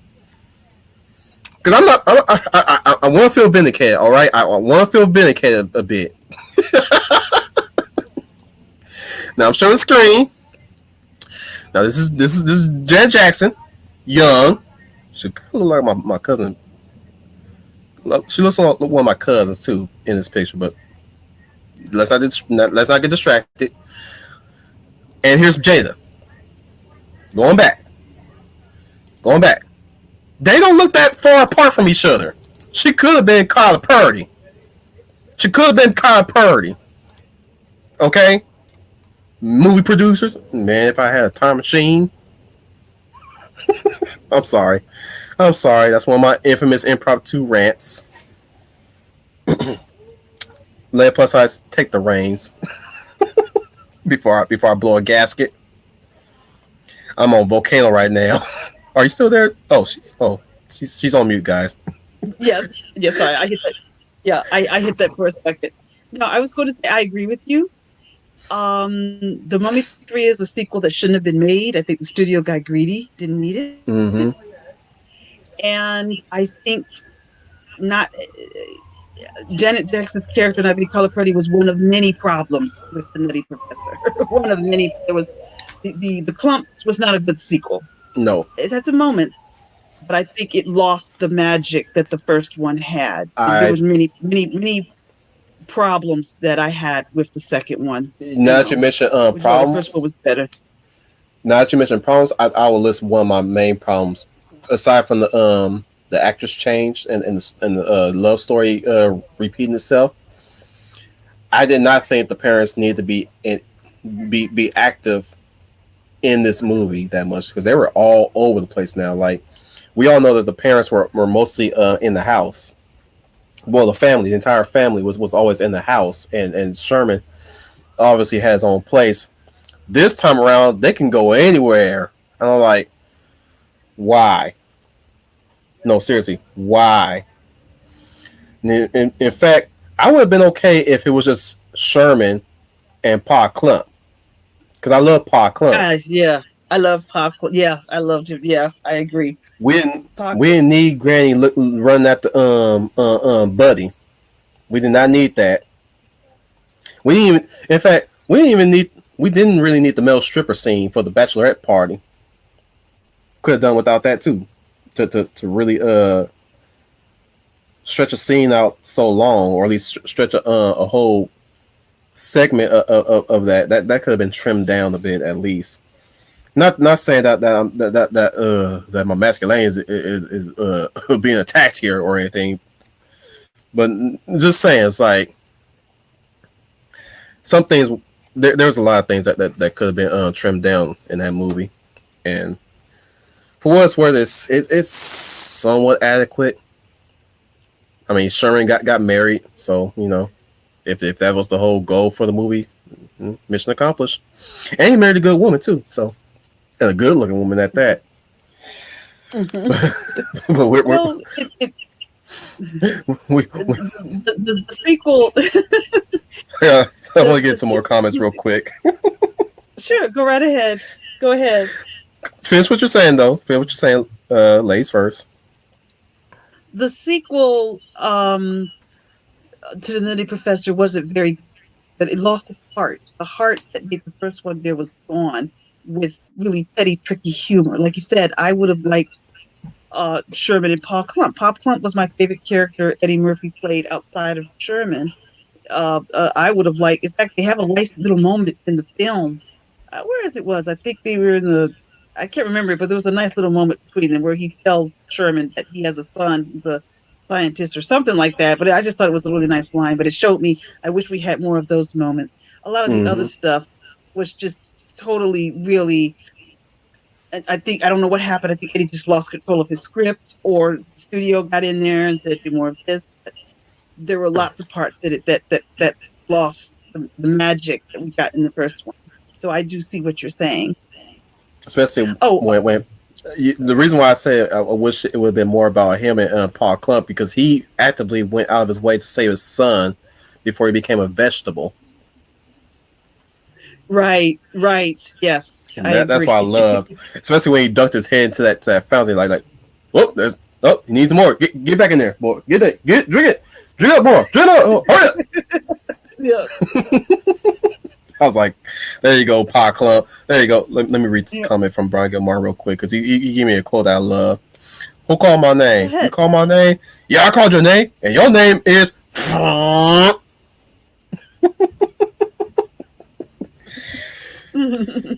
come on, Clears. Come on, you gonna come over here, but you're gonna be lipping back. You come over here, but you come on, Clears. Come on, Clears.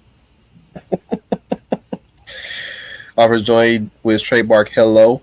Hey, Officer Johnny. Hey. Trooper FN 2525 says boomers call Chappelle style comedy clowning. Yeah, that's basically what was called back then. You just you just clown on people. Now here's the thing though. When you clown people, and this is my observation from way back when, we didn't really take something that was a personal defect of a person. We just clowned on them. Like basically, like say for instance, I might as well just use you and I, Leaiplussize, as an example. Like Leaiplussize, if we were in the same room and we were playing a game of clowning, you say, well, get off your get off your behind and go do something with your water head, something like that. That's what's clowning was like back in the days. Not what Reggie was doing. Reggie was just a one trick pony basically. Brian Exactly. Morris. I agree. Yeah, Brian Morris says people really do have no purpose anymore. Proof that idle hands are the devil's worship. Workshop.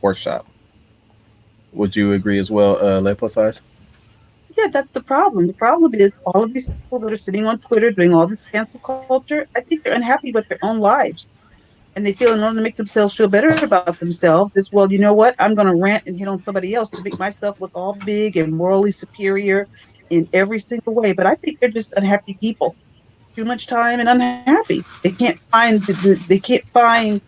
happiness within themselves. Another thing I think I noticed is, and somebody disagrees with me, but for some people, not everybody, but some people do get bothered when they see a plus size woman or a nice sized full figured woman confident. They don't like, Mm-hmm. there's another model out there, and you can look her up in your spare time. I didn't picture of her. Her name is Ashley Graham. And Oh yeah. Ashley had, yeah, and she was the first plus size model to be on Sports Illustrated. And she is someone who is very confident in her own body type. And I think when they see a woman who is confident in something they're not in, they try to tear you down because they feel if you're large, you shouldn't be confident. You should be at home, sitting in a corner, crying, like, in some sheets with Sherman, gouging out on M&Ms, sad because you're all plump and no good. Not all women are like that. I know some plus size women that I modeled with that were very vivacious, very confident There's also in who they were. there's I also learned a lot the from them. I think she's Australian, but there's an Australian model, Stefano Ferriaro, I think her name is. Let me look her up real quick. But she's also plus size too. Yeah, Yeah, sorry, I think it's either Stephanie or Stefania Ferrera or Ferrario. Stephanie mm-hmm. Ferrario. Yeah, there's also her. She's plus size as well. She also has a YouTube video that kind of details her getting into the modeling that she I put think out on her I YouTube. think I've seen some of those videos, and a lot of the things I learned from when I modeled stayed with me to this day because the woman who hired me and hired the models taught me this isn't just for show. This is something you carry in your everyday life. How you Mm-hmm. dress, your appearance, how you make yourself. That's You basically every treat it day. like a job. That's basically Yes, what they were teaching you. Treat it like it's a yes, job. yes. And she was the former plus size model herself. And she taught me a lot of the tricks. And she said it doesn't stop after you or you when you walk away. Carry that in your everyday life. Wherever you go and what you do, Mm-hmm. look your best, dress your shape, and be confident. And that is what people. And there are You basically lived the 90s you had the moment of the 90s lived experience there where mhm. you where the aspiring someone gets picked up by a famous someone or at least a very a person who's worked the industry. You know, you get picked up, get trained by a mentor them basically. You basically lived okay. Good on you. That's why I said the body positivity very different than what I'm hearing now. I think Yeah. that cancel culture has taken it and misinterpreted what it meant, and that's not the way it was with me. So that's I'm why willing I. to allow that, by the way, Melissa, because that's a quote. I'm not gonna rag on you, but I'm allowing that. To quote Buddy Love, I have heard of dreadlocks, but shitlocks. Excuse me. Oh no, it's okay. I get it. That's for the general audience. We get it. Trooper FN 2525. Money. Uh, yeah, that's another. Yeah, yeah. We don't we like to forget that. She was talking about Dean. Yes, yes, I do. I remember. Look, mommy, that's the hamster's bitch. Excuse me. I don't know why I laughed at that, but yeah. Uh, well, as a child, I mean, but then again, children are impressionable. Brian Gamar says, so that's what some people don't understand. Workers are capitalists in the literal sense that they create capital to support themselves.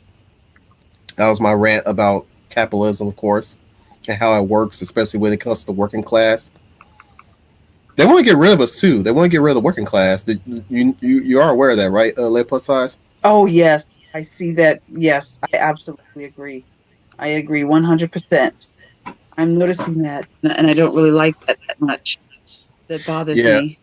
And Arthur's Joint has this brilliant song that I love listening to every once in a while by Cajun the Elephants, No Rest for the Wicked. And the song goes, there ain't no rest for the wicked.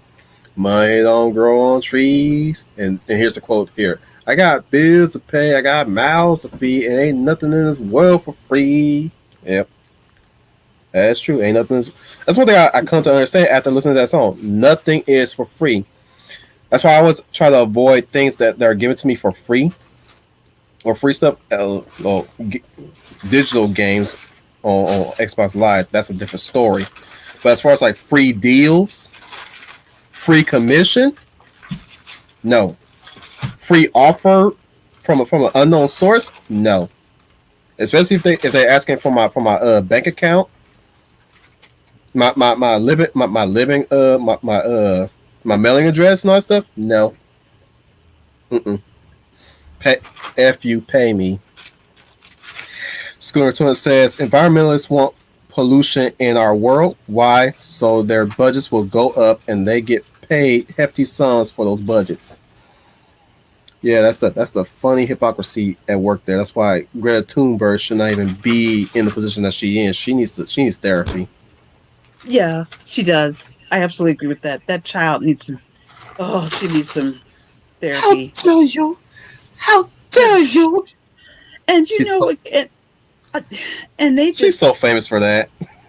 Yeah, she's so famous for it, and it's just how they just put her on this pedestal, like she is just this Time magazine called her Person of the Year, and they're like, okay, you all have to stop.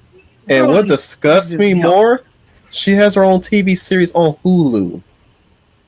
Oh, I don't get it. That girl needs to... I don't get it either. It was advertised to me last year on YouTube ads, and I'm like, the heck do I want anything to do with this broad? I'm not about saving the world. Now, if you give me a power ring from Captain Planet, maybe I'll consider it. If Gaia is my witness, if they gave me the power ring, either earth, fire, water, wind, or heart, definitely heart, maybe I'll consider saving the environment. But I don't see no ring on his finger. Alright? If Greta Thunberg approached me with the opportunity to quote unquote save the environment, bitch, you didn't give me no ring of power. No. No. Excuse me. I'm being loose with the language, and I know Sound Engraver catches these backwash, so apologize in advance to Sound Engraver for the loose language here. But I'm like, bitches, you Gaia. Until you become Whoopi Goldberg with a drape on her body and bestow upon me a power ring, and the power ring ain't on his finger, don't come to me about no environmental salvation. Especially when your solution is to murder thousands upon thousands of populations of people, which I know I'm not signing up for. Rant. I agree. Rant over. I'm sorry. Braga Martin School of Twin says, yep, they cause a problem, they act like they're the solution. That is so true. I like to draw a picture of them actually somebody pouring gasoline in a fire in a forest, and then they say they record it, and then you have them blogging about it on their computer on YouTube. I like to draw like a little meme skit like that. Like, this is what they're doing, you guys. This is what they're doing. I bet you that. In fact, You know what? Let me stop. I'm not ready to bet yet. I'm not ready to bet yet. Let me like Wolf, quit while you're ahead. I'm so sorry to hear that, Melissa Harris. Try to work with the boy as best you can. I know you do it. I no doubt about it. Work as best you can with that boy because you know he needs it. You know. And Trooper FN 2525 ever the political science major. Well, there are different mindsets from the Balgaris. I don't know how to pronounce that. That's a new word. I'll have to look up. Bougie. Bougie. Yeah, there we go. Bougie. Uh, Pluto, plutocrats and the working class. True. There we go. Brian Gamar says positive reinforcement goes much further than negativity. That is so true. That is so true. Mm-hmm. Go ahead. If you want to say something about that, Leaiplussize, go ahead. Well, Free I was speech going here. to say that if anybody in the chat has a loved one or a family member that is obese and you want to help them, first of all, like I said, don't come at them with negativity. Try it, come at them with positivity. Trust me, that person wants to get better. They just maybe don't know how to do it, or maybe they don't have the self-esteem to do it. But It's like I tearing them told my down niece. will not help. It's like I told my niece, and I still stick by what I said to her too when she does. If we ever do have this conversation again, because she has ideas, lots of ideas, which is good, which is really good. She wants to do a dance crew. All go do it. I always tell her, go do it. If you want to get into dancing, go do it. Or whatever it is that you want to do, especially with me showing you how to do art and stuff. If you still want to pursue that, go do it. My thing is this, and I'm not trying to put. I'm trying my best not to put too much pressure on you because you're still young. At this point, she'll probably be 13 this year. No, 14 this year. And I told her, where it is that you decide to go do, make sure you go into it with the mind of building a business out of it. So if you want to get into a dance crew, build a business out of it. I don't have the tools for that yet, but let me know what it is that you want to do in life. I gotta tell you, get yourself into business, the business side of things. You want to make money while you're doing it. When you get older, you want to make money off of it. If you go into college, and I know you will, because you're a smart little girl and you work hard on your schooling and stuff. If you go to college, either have your major be business or have business as a minor. So whatever it is that you go into your to college, if it's your primary, business should be your minor. If it's your secondary, then business should be your major. What I'm trying to teach her is I'm trying to teach her the things that I was never taught. Or at least the things that I come to learn as I got older, as I get older. That's why I try to push her in that direction. It's like this is where you take into as you get on your journey, because you can still pursue what it is that you want to do. Just make sure you be pragmatic about it. That's why I say to her.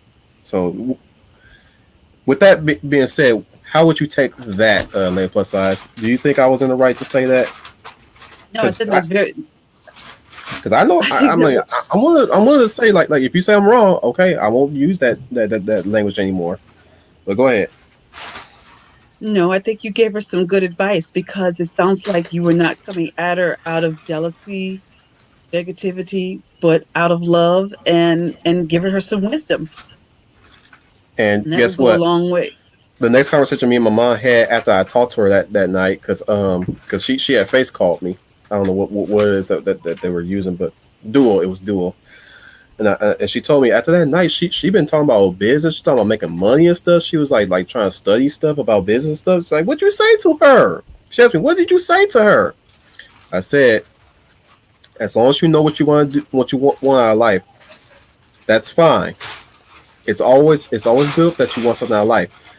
My thing is that make sure that you come at it through the business sense. Make sure you turn it into a business. That's what I told her. It's like you want a return on investment on that. Because my mom was saying stuff to her too, but I'm like, Mom, listen up. Make sure she learns the business side of it, or at least make sure she pursues a business out of whatever it is she wants in life. Because that I'm basically telling her, learn to be self sufficient. That's what I was basically trying to encourage her to do. Be self sufficient. Go ahead, Leaiplussize. I know you want to add. Go ahead if you want to add anything to that. No, I was going to say that that's exactly how I feel. I think that you're giving her wisdom and education, and good God knows this generation doesn't have any of that because they feel they're supposed to take the easy way out. There Mm-hmm. is no easy way out. There's no easy way around that. They're not motivated. They want things done, and nothing comes to you automatically. It doesn't come to you No, on a silver platter. You have to work for everything. It's not going to come to you automatically. It's not going to come to you right away. You have to earn and work for everything that you get in life. And they don't feel that. So that's some good wisdom and advice that you're giving mm-hmm. to her. and I And I would give the and I, same thing. I'll in this part of the yeah, we're not in the stream here, but I want to end what I'm saying to her right here. Excuse me, before I read on to the next excuse me, I can't talk. Let me get my mind collected. Okay, now we go. Now we're good. So what I'm gonna read Trooper FN 25, but before I do that, I'm gonna say this to what I said to her too. Now, I will tell you this. I told her this too. I'm sharing my flaws. I told her I don't know everything, but if you give me time, I will learn just about enough to get you where you need to go. So long as you know where you want to go, always contact me, and I'll try to help you with that. So if you want to get into the dancing side of things, I'll probably look up some things or look up or ask somebody, and we'll talk to you about it. So don't be afraid to contact me. And that's what I told her. And even and not just me. Talk to your dad. Talk to your mom. Talk to your grandma. Never be afraid to share what you want to do in life with us. And if grandma don't have the answer, ask your uncle. If your uncle don't have the answer, ask your dad. You know what I'm saying? It's never be too late about it. Is what I try to tell her. Oh, I agree. That's Trooper good, FN Wanda. 25. Yeah. Sorry. No, go ahead, read. Yeah, Trooper FN 2525 to Brian Gilmartin says, Dinesh is okay. I don't follow that circle. I follow Crowder and lean more towards professors, but I myself am not a centrist. That's fine. That's fine, dude. That is fine. Yeah, I tend to when the prayer review advertisements come, I tend to listen to them. But like I said, I take in what is said to me because you they're actually telling the truth, really. But a lot of people say negative things about them, so it's here or there. Brian Amari on my line about the her body her rules. He says her body her rules, except when it's inconvenient. Exactly. Let's go back to what you said. As long as and that's the whole thing about cancel culture. As long as Dell or Rebel or anybody else fits into their narrative, they'll say that. But the minute they go out of that narrative, it's wrong. SJWs are hypocritical from the get-go. They're very hypocritical people. I'm in trouble for saying that, but they are. They're very hypocritical in their thoughts and in their comments because if as long as it lines up to their way of thinking, it's yay, we're all for it and gun ho. But as soon as it gets away from their line of thinking, they turn on it. So Yeah, it's a cult. It's cult yes, minded. exactly. Yes. Uh, Trooper FN 2525 says weight loss is white supremacy. Ree! Yeah, I heard, bruh. Last year when I heard that, I was like, "Excuse me." That's like saying the devil made me do it. Exactly. That is a comment Weight Watchers never has that. You'll never hear that. That is just stupid. That is just really, really stupid. Let's That just is hope just they don't infiltrate absolutely Weight stupid. Watchers. I Let's just hope hope they don't. not. I You hope bet not. you, girl. You better either pursue a management business. If the CEO position, if the CEO decided to step down, you better assert yourself and make sure it stays the way it is. Mm-hmm. Because that's what you know what that's what I think. I'm might as well, you know, if I do go back to college and take bins, I'm studying to be a CEO. I'm like bruh, if need be, I'm gonna be the King Aragorn. That's gonna turn everything around. Infiltrate Disney somehow and finally fire Kathleen Kennedy and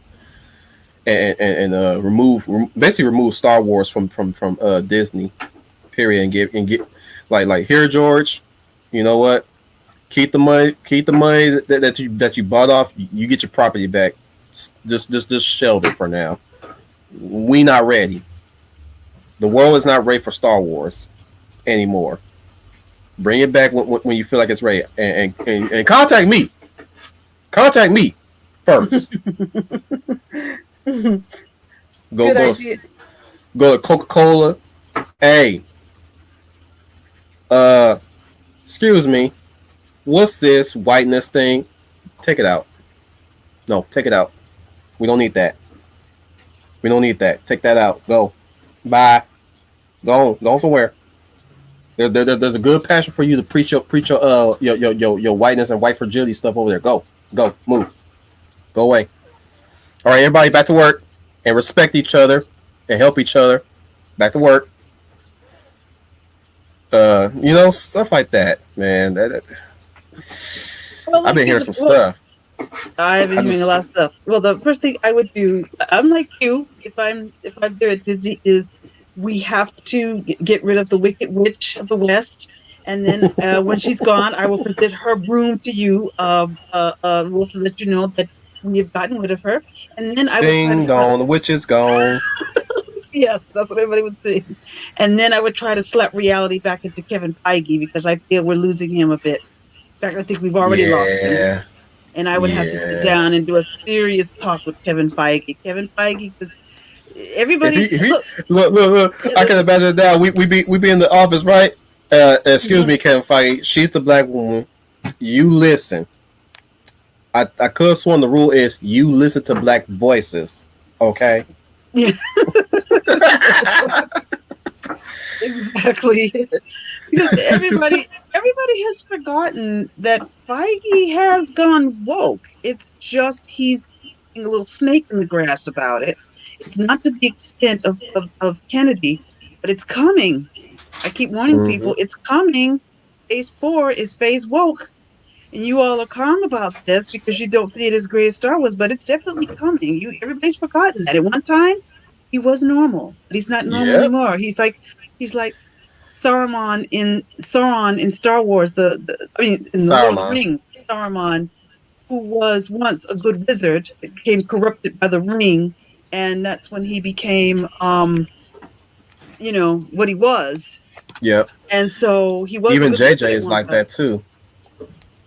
Yes. Oh God, In that JJ is in that one way past in that. that one Oh yeah. interview. Oh my goodness.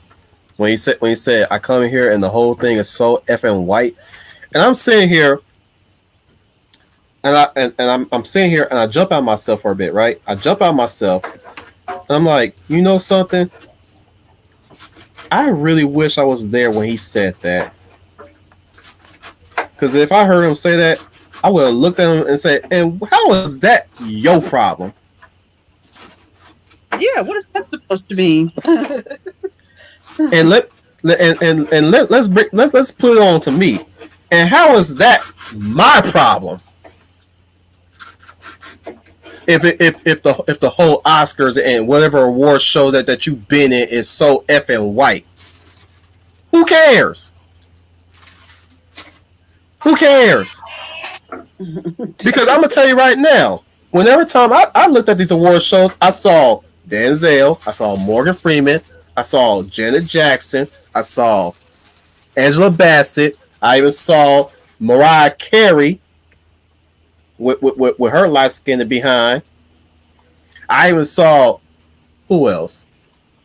I saw a lot of number of black celebrities in these freaking Oscars. How is that so effing white? What award show you been to? I said the same thing. I don't know. And also, he doesn't look in the mirror either. I would say, have you looked in the mirror at yourself lately? You're not It's like exactly fan or vanilla yourself. I'm just like thinking like, look, here's where every time I hear stuff like that, you hear a record scratch. That was a tire scratch, but you know you get the idea. And it's like when every time I hear stuff like that, I'm like, and how is that your problem? You tell me, JJ, how is that your problem? In fact, how is it that their problem? You know, pasty white, where's Waldo looking, having son of a. Hello. How is that anybody's problem? How is that anybody's problem? To quote Spider-Man, I missed the part where that's my problem. Exactly. I agree with you 100%. And it really makes me want to ask the question: what award show have you been to? Because from my TV, because from what I'm saying in my living room, my mom's living room specifically, watching the TV, I've seen Denzel, I've seen Angela Bassett, I've seen Shaka Khan, I've seen even Coolio. How is it so effing white? I've seen Colors of the Rainbow in these award shows. Even Shakira. Even Michelle Rodriguez and Gina Rodriguez. I think it's the first time I actually pronounced the last name right this time with the accent. In history. We have made history, everybody. Wolf 10 has pronounced a Mexican name correctly. Latino name. Anyways, no. I'm like, no. JJ, you got that backwards, buddy. I can guarantee if I was to be a famous person in the Hollywood scene and I went to a award show, I would never have felt outnumbered. I would not ever feel outnumbered if I was ever at an award show. Seems like you feel a bit outnumbered. Go ahead. And I would not want to downplay or downgrade anybody else I was there with either. I would treat equally with respect as I would want to be. So I wouldn't have to cut up their toes to make myself look taller there. But I was like you. I don't know what he was watching. I wasn't watching the same thing. You know, that I've seen. Whoopi I think she's been a host twice. Mm-hmm. I've seen Oprah there. I've seen J.B. Fox there. Mm-hmm. I've seen Quincy Jones there. I've seen Diana Ross there. Exactly. And you have to remember, these are people that earn the right to be there. An Oscar shouldn't be given to you because you're the only black person in the movie, or you're the only black person. You have to earn that. What? Your talent to earn that. I'm like, bro, you look like a college boy that just graduated. What year were you born in? Where it was so effing white. Yeah, maybe back then in the 60s and 50s and way back when, yeah, it was so effing white. But not now. I'm like, bro, if you say that, you basically disrespected every black celebrity that ever attended the years worth of award shows that we had. Exactly. They did. Like, bro, I feel offended that you said that. As a matter of fact, I'll even go beyond. I feel offended for white people for you saying that. I feel very offended. I feel very offended on the behalf of white people for you to say that. since most of you guys want to be offended on the behalf of us minorities. Like, yeah, I'm gonna say that right now. I feel very offended about what you said about my folk through white folk. Because you just ignored us in that sentence. That's what you just did. You basically annoyed black folk when you said that the whole Oscars and wherever he was so effing white. I'm like, excuse me? Did you pass by Denzel along the way? Or did you just or he's invisible to you? Because he's so effing black. Yeah, I said it. Yeah, I said it. I'm a black person. I can say that. Excuse me. Rant over. Let's move on to the next comment. Actually, we'll be here all day. Go ahead, Leia. Well, actually, I want to say, I hate to leave this so quick, but I think I need to bow out. My sister is constantly calling me. I think she needs me for something. Okay. So it may take longer. So I think she wants me to take her somewhere. Oh well.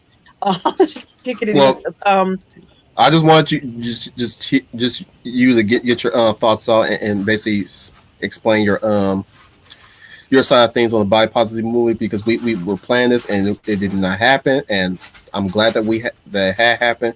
So if you want to leave, go ahead. Take care of your sister. Family comes first, as always. This goes for everybody who's on my show. If you want to bow, always your priorities outside of this take top priority. So I always encourage people, take care of yourselves. Go ahead, Leaiplussize. Oh, I didn't mean to interrupt. I just want to say with closing words, I'll get you a minute. Is that I want to thank you for allowing me to do this, though. I know we couldn't stay. I planned to stay longer, but I want to thank you for giving me the time to speak up on it. As I have, I hope I was able to clear up a few things that maybe be misunderstood about body positivity when you hear that term. So I hope that I was able to clear that up. It's not what it seems, and I hope you take something away from it. Because, I took positive energy from it. Just to let you know, I took positive energy from it. Thank you on the behalf of everybody here too. Oh, you're most welcome, and I hope that it clears up a few things with all of you about the body positivity movement. Or when you hear it, to think twice before you maybe pass judgment of what it is and what it is not. And I'll later on this evening. I'll probably message you privately, Wolf, about the upcoming schedules that you have, or this week or next week and so forth, and any other topics. So I'll be getting back with you on that a little. I'll private message you and get back with you on that. But I just want to thank you for allowing me the time to speak about it, and I just hope that you learned something today. I did. As well. Okay, and that goes for everybody. Thank you so much for allowing me to. I enjoyed myself as always. I just thank you for allowing me the chance to speak.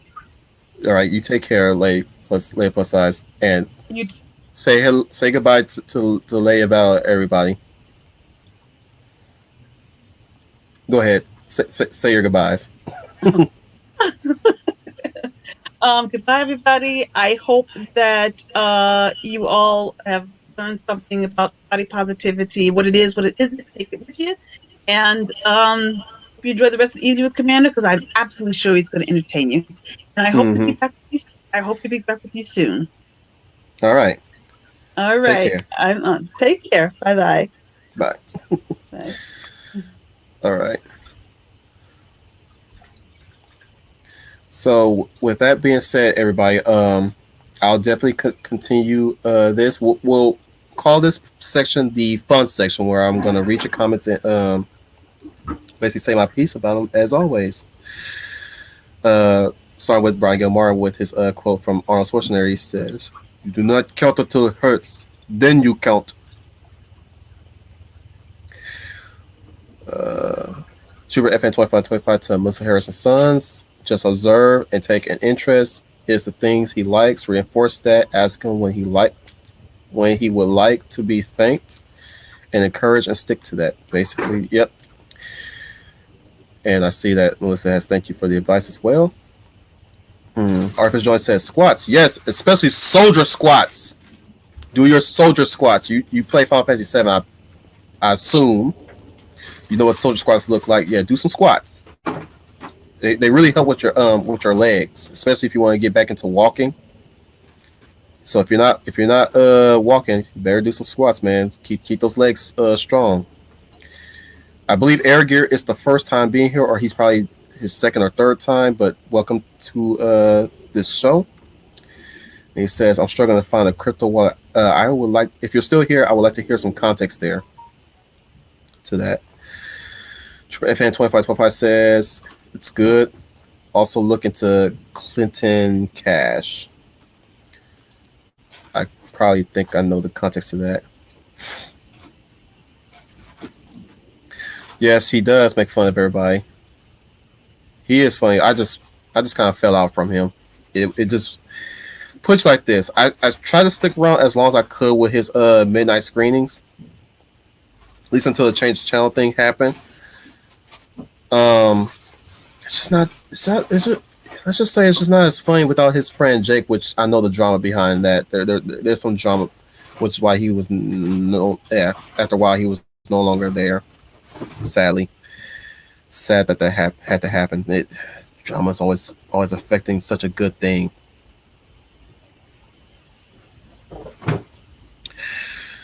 After joining my version of body positivity, there are many types of healthy bodies and many types of unhealthy ones. That is so true. Mazera says Professor Frank is based on Jerry Lewis. Good to know. He's Arthur Jones ad says there's healthy skinny and unhealthy skinny. FN2525 says Rachel Weisz had publicly said she did not like the script. Exactly. Mazera's agree with me with not. Well, here's the thing. Like I said, it's because that Rachel Weisz had left. Yeah, I understand why they did it. The problem is that it's. Here's the thing. Even if they did recast Rachel Weisz as Eva Hammond, that still was a horrible script. You know what I'm saying? That was still a horrible script. It's still a horrible movie too, but it was the way how they written Evie in the third movie did not help. It's put it like this: Rachel Dawes, which I've come to accept Maggie Gyllenhaal as Rachel Dawes as opposed to Katie Holmes as Rachel Dawes, because Rachel Dawes was still Rachel Dawes in the second movie. So their acting difference is different. Yes, their acting style is different, but the character was still written the same way. That's what I'm saying. Like when I saw how Evie was written in the third movie, that's what I say. I'm glad that she left because she didn't like the script. She didn't like her character. It really shows that certain actors are very invested into the characters that they play. They're very invested in the characters that they play, and I like that. I myself did not like the way how he was written in the third movie. She was very bland, to be honest. Arthur Jones says Arnold Schwarzenegger made a point about bodybuilders 1980s versus 2010. Back then, there was gymnastics. Back then, there was gymnastics at the shows, while in modern shows, the contestants have no stamina.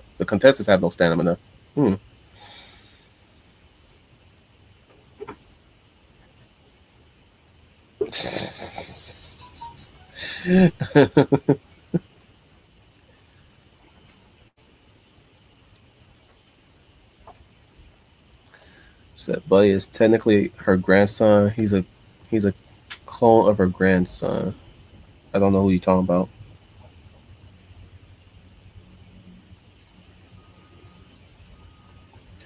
Oh, okay. Brian Gilmore and Greta doesn't need a TV show. She needs a psychiatrist. Yeah, she does. It's gonna be a rude awakening for her, especially if she goes out into foreign countries talking about the environment stuff and seeing how different they handle their stuff compared to the United States or anywhere else that she's been in. Other than that, like she's a lot. Actually, you know what? A lot of these guys are gonna have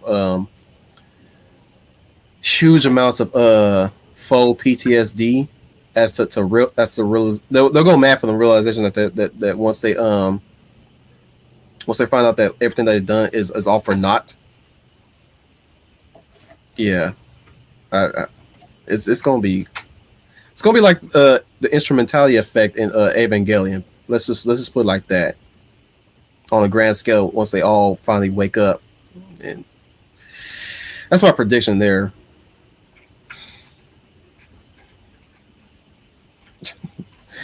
Melissa Harrison Son says, "What does she think she is Captain Planet, Poison Ivy, and Ra's al Ghul? She might be. Who knows?"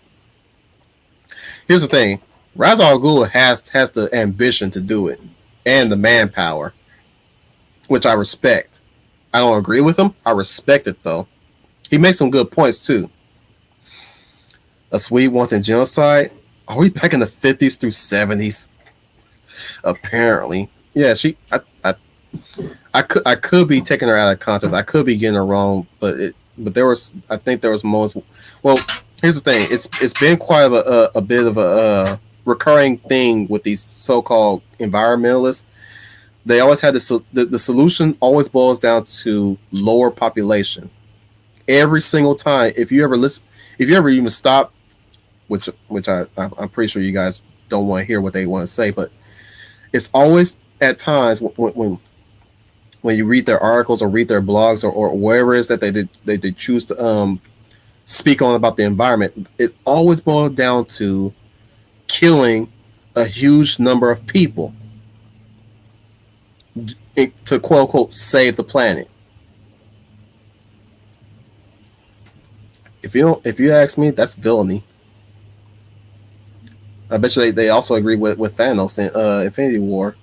FN 2525. Mind you, public schools will not instruct their kids to be independent business owners or how to manage their earnings, a lifelong endeavor. But they will be more than happy to indoctrinate groupthink. That is so true. I will even admit that in high school, I kind of felt like we were in a prison system, so to speak. And not just a prison system, a POW prison system. Kind of felt like North Korea. FN 2525 again. I was like, I'm responsible for BC too. I'll add it to the list. Hey man, once they're done coming after you, they're gonna come after me. You know they own black men too, right? The pictures of us looking effeminate and all that stuff. They after us too. You ain't alone, pal. Once they're done with you, they coming after me.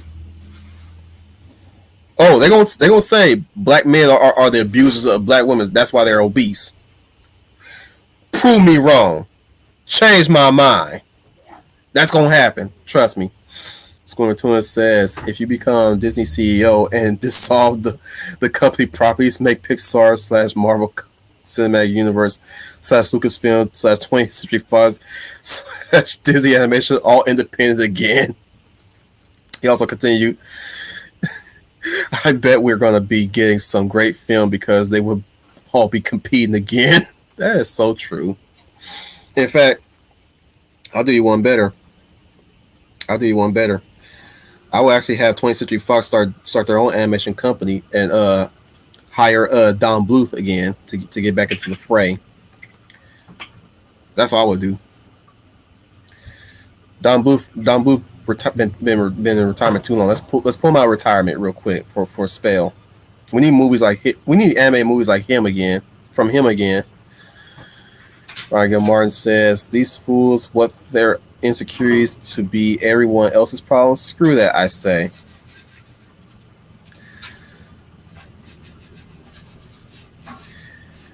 Los Harris Son says, PC garbage, it's madness. Yes, it is. Ryan Martin, modern writers complains about stereotypes. Also, modern writers literally writes every minority as a stereotype. So true. It's at this point where when I look back at the quote unquote negative depictions of blacks back then, if you guys ever put it like this, if you guys ever saw me in many of rewatch streams, there are moments where Troy will apologize for negative stereotypes.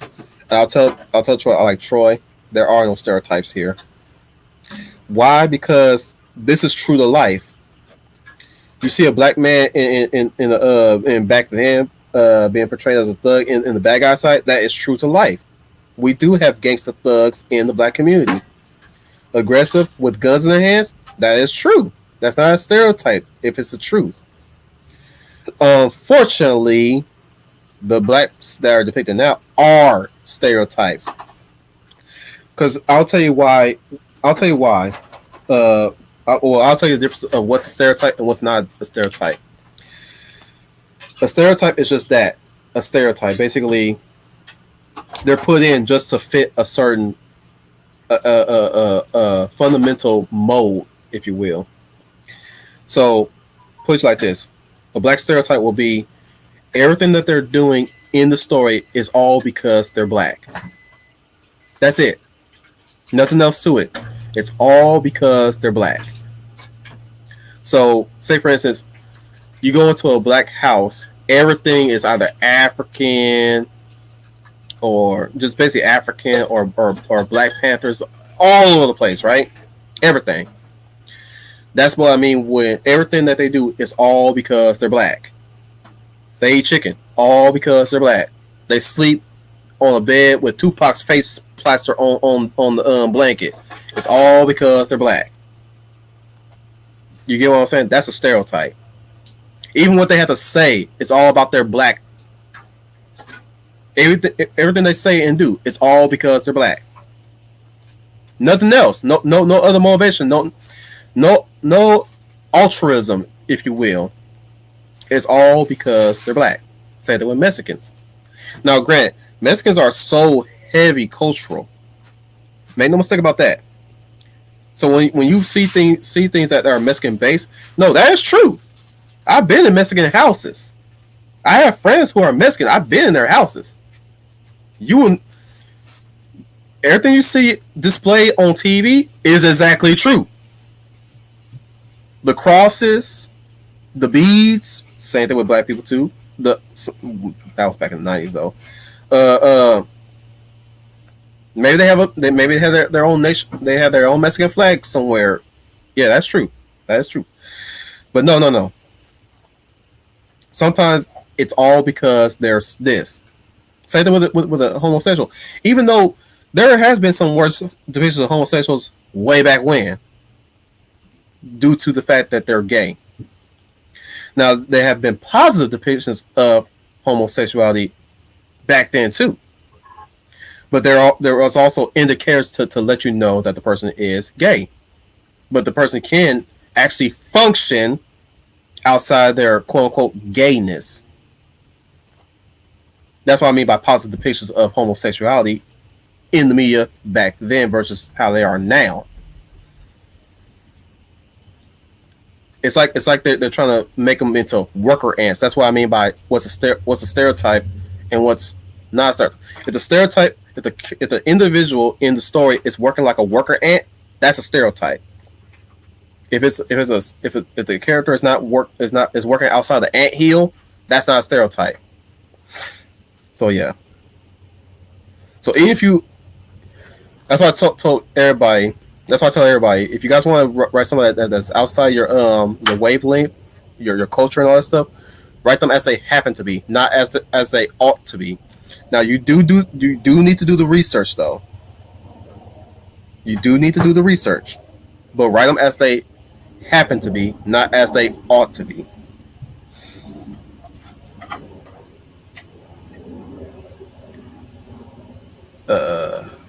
Melissa Harris and Sons. They seem like she's saying they can't. The scene from King of the Hill where Bill goes into doctor's office and whoops his behind. Yep. Trooper FN 2525 says they adopt looking at the world through your eyes so you don't have a black identity and redefine blackness. This makes you adopt a more ideologically rigid mindset. You have to be more black. Yep. And who says I'm not black? Okay, anybody in the comments, tell me, am I black enough? Give me your answer, yes or no. FN2525 also says to stand out more, it's a psychological warfare by grievance culture. Yep. Everybody saying their goodbyes to Leaiplussize. Say your goodbyes. Say your goodbyes. Thank you for saying your goodbyes, guys. You guys are beautiful. You guys are beautiful. And chat just skipped again. Anyways, Melissa Harris and Sons. I like his classic horror reviews, Cinema Snob, and Angry Video Game Nerd, aka Cinema Massacre, are my favorites. You know what? I fell off on James Rolfe a bit. Not that there's nothing wrong with the man, but I fell off on a bit. I just don't.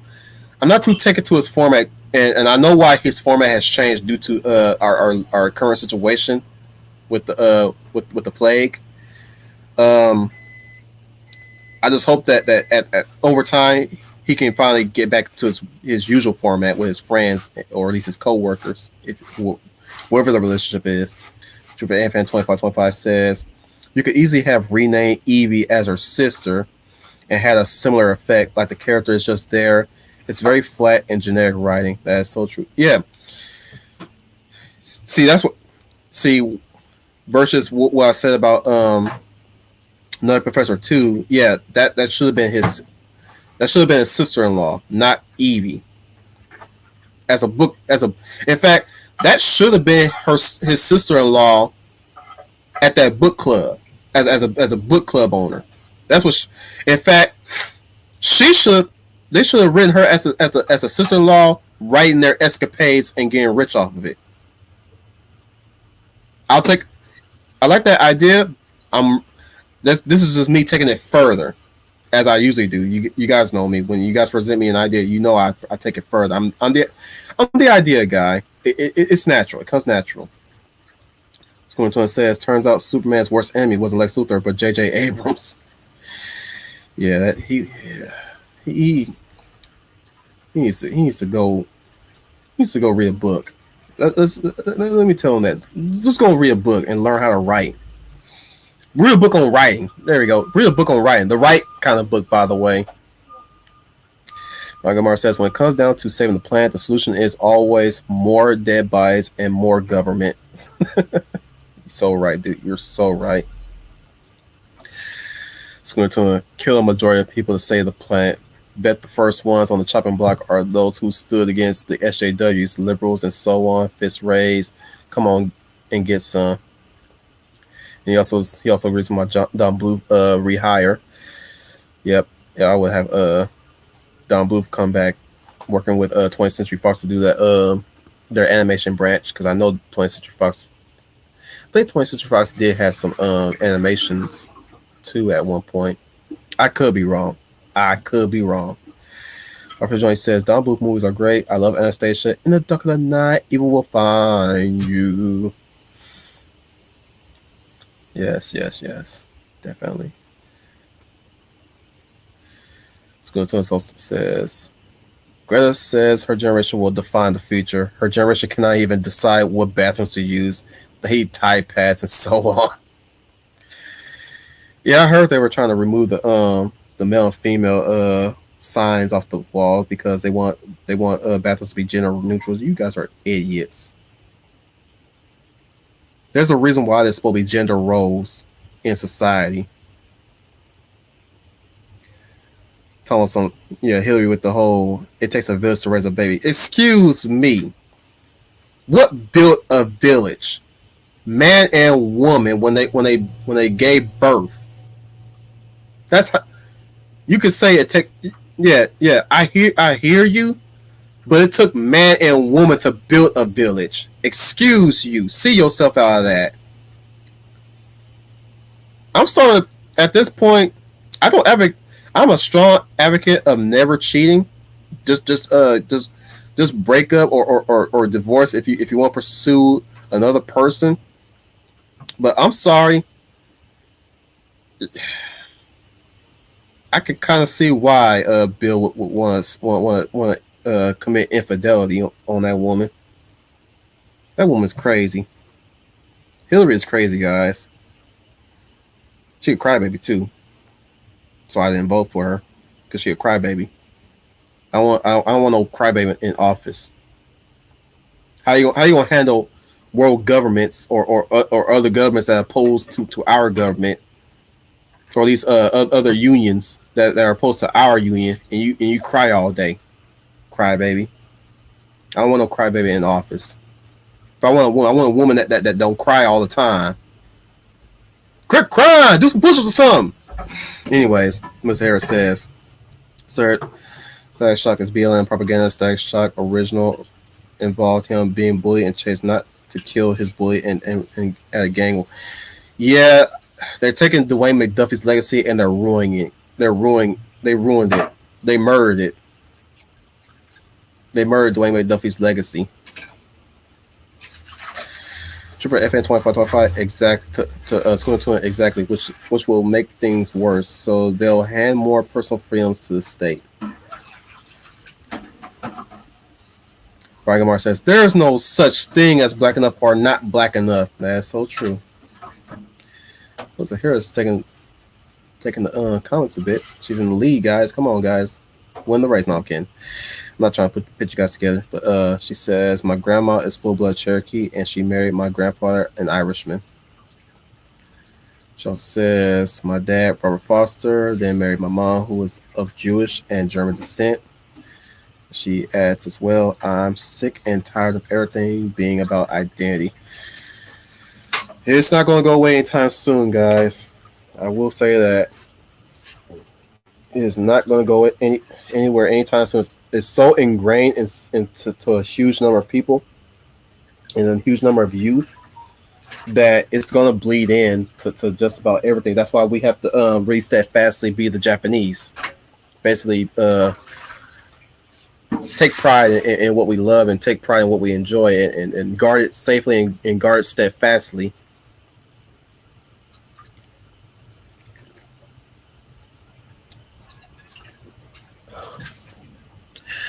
Trooper FN 2525 says that would have worked. Imagine that, being chased by treasure hunters or the Jet Li mummy.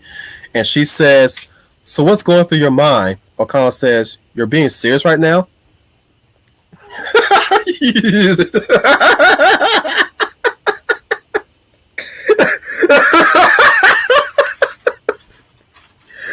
Let me add to that. She'll have a notebook in her hand while they're running. Or at least if they take cover, she'll pull out her notebook and start writing like, so what's going on through your mind right now? And Jonathan will be like, now's not the time. It's something like that. Or at least or at least bro, if you want to come in, I'll add you in so we could talk more about this right now. Say the word, man. Say the word. Anybody, if ain't, say the word. Let's see. Either can talk for a bit, one more hour, and I'll start wrapping up soon. The star of the show has left, and I don't want to drag this stream on too long. Excuse me. Brian Morris says, I swear, identity politics in this era make the 60s look like a night out at the local pizza parlor.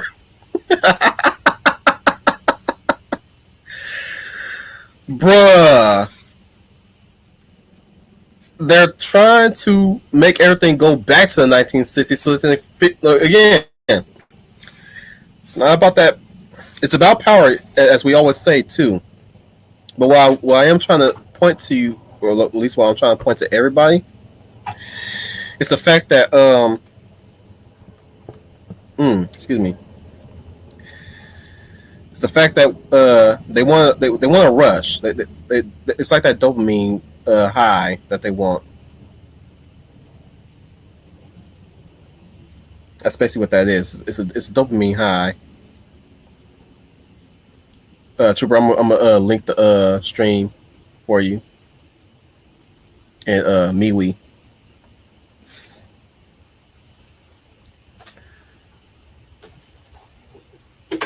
Because we're basically on the fun area of the stream at this point. This was Layla plus size stream basically. That's why she was talking the majority of the stream, and of course I had to go off the rails because the monster got into me. but but this was her chance to shine this time because last time when we attempted this, as I said in the beginning of the stream, she wasn't able to. So I was glad that she was able to get her thoughts, and this was a very interesting take compared to mine's last time. But then again, my section of that stream was harmful propaganda, basically. So that's where I was that's where I was taking that stream to was the harmful propaganda aspect to it. And Trooper is here. Hey man, Hey, what's going on? I'm Can you good. hear Can me? you hear me? Yeah, I can hear you. Awesome. Let me turn my volume down a bit because you are loud Oh, and am I loud? clear. Yeah, but I'm lowering my volume a bit. Oh, no, You're that's very cool. clear. Like Honestly, I've just been busy doing things, just listening to you two talk about obesity and all the body stuff. yeah, yeah, man. And epic rants to follow to boot too. But yeah, now that we're kind of talking about the mummy just a little bit, dude, that's all it really needed. It just needed two tweaks. It's you. Mm-hmm. The thing about substituting a character with another character, mind you, they're still named the same. They're two separate characters, and yeah, recasts tend to happen a lot. But like you were saying before, I mean, you write the character a certain way, and that's still the character. But I mean, if you're writing a character for a certain actress, then yeah, it changes. And you can tell throughout that whole film, like you could take her out completely, and it doesn't really change the dynamics of the film. There's still chases.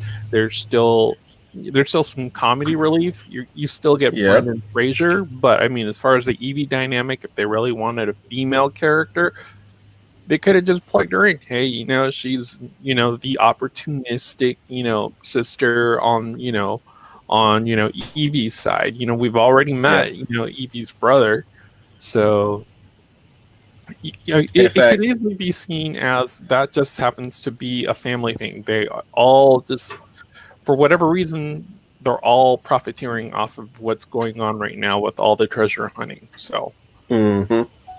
And I don't even take it any further. I would have just, if anything, we could have written EB out of the movie and just make it all about Alex and O'Connor because we did get one movie. We get two movies of Evie and O'Connor majority of this franchise. yeah. Yes, we have Alex in the mix. Yes, but Mhm. but he's not. He wasn't with his family the whole step of the way in the second movie. He was basically the hostage in that movie. Right.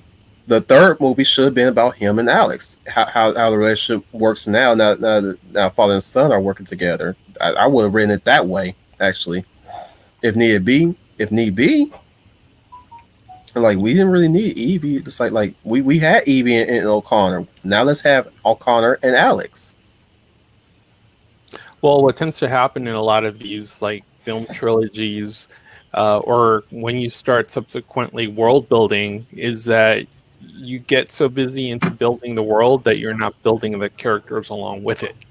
So, and that's something that franchise did suffer from. I mean, the first two films were enough. I mean, obviously they made money, and obviously they wanted in on a third film, but you just got rid of the mummy. So it's like, okay, so how do you continue the franchise? Oh, okay, we can go about this with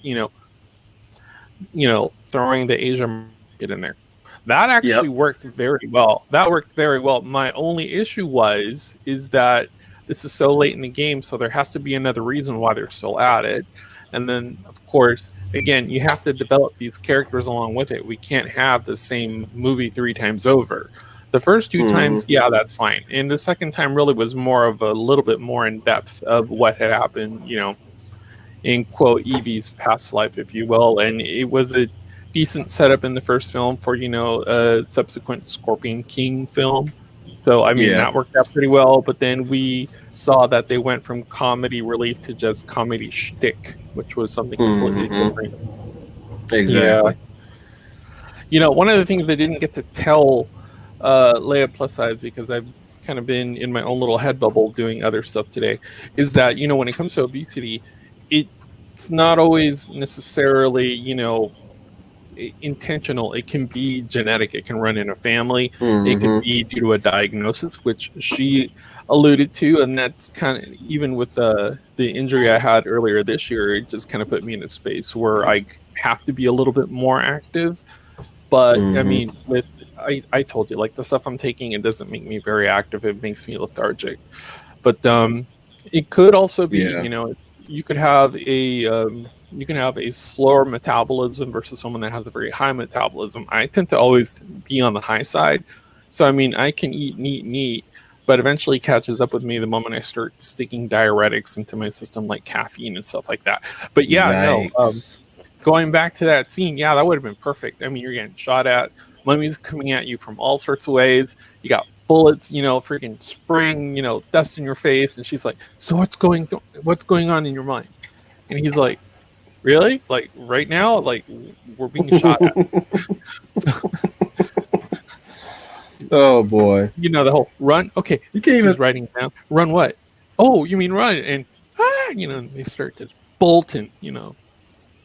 But yeah, yeah, you know what? You can actually throw that in dialogue too. It's like what's going through your mind? Run, run, run. And start running. yeah. Something to that effect. And that perfectly fits in with the context of the film. Or you can also throw in a bit of it's kind of like a favoritism, so to speak, with O'Connor and Evie's sister and Jonathan. Yep. You that moment where Jonathan's like, why are you so nicer to her than to me? Because she's less annoying. This is very true. Or better yet, in the beginning. Sorry, I don't mean to cut you off. Or in the beginning of the film, Jonathan was the one that got them in trouble, right? It's like, why you always treat her like she's the favorite? Because she didn't get us into this situation. Yeah, it's very true. It's very true. Or like I said, since the character was so generic, it doesn't even have to be Evie's sister. It could just be like O'Connell's sister also, Yeah. It's like, after having an aunt, someone has to kind of keep an eye on the kid when, he's up to doing what he does. So it's like, okay, well, mom's off on another, lecture, tour, whatever. And, obviously, uncle is not dependable. So I'm going to bring my sister who's more dependable than the undependable person. Hopefully that'll work.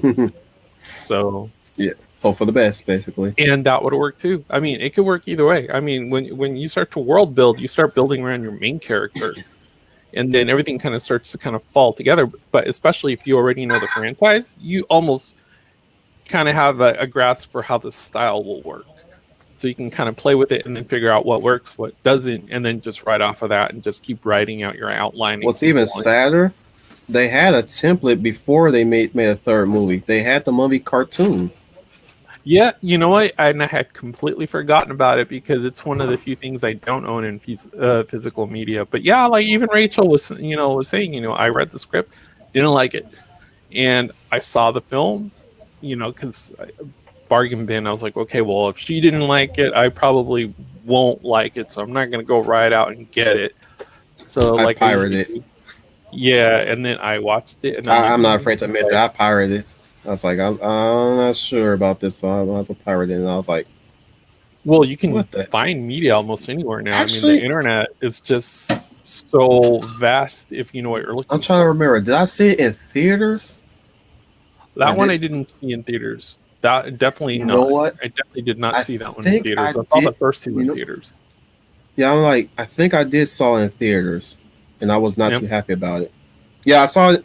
Me and my friends and I went to see it in theaters, and I was like, you know what? I'm not feeling this. Well, I just saw Wonder Woman 84, and I didn't go to a theater or, use HBO Max. I allegedly found it on the internet. So, and what I can tell you about Wonder Woman 84 is you got half of a Wonder Woman film, and then the first.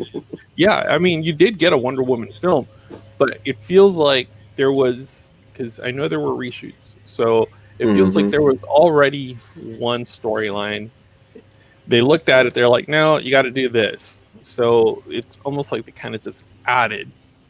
And Like, there's no loyalty in Hollywood because apparently Paige just got outed as not writing the first Wonder Woman movie. It was all Zack Snyder. Seemed like whether that's true or not, I don't know.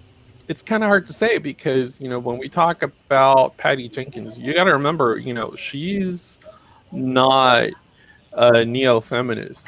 She's more. No, she's not. Yeah, she's more in the middle of second and third wave.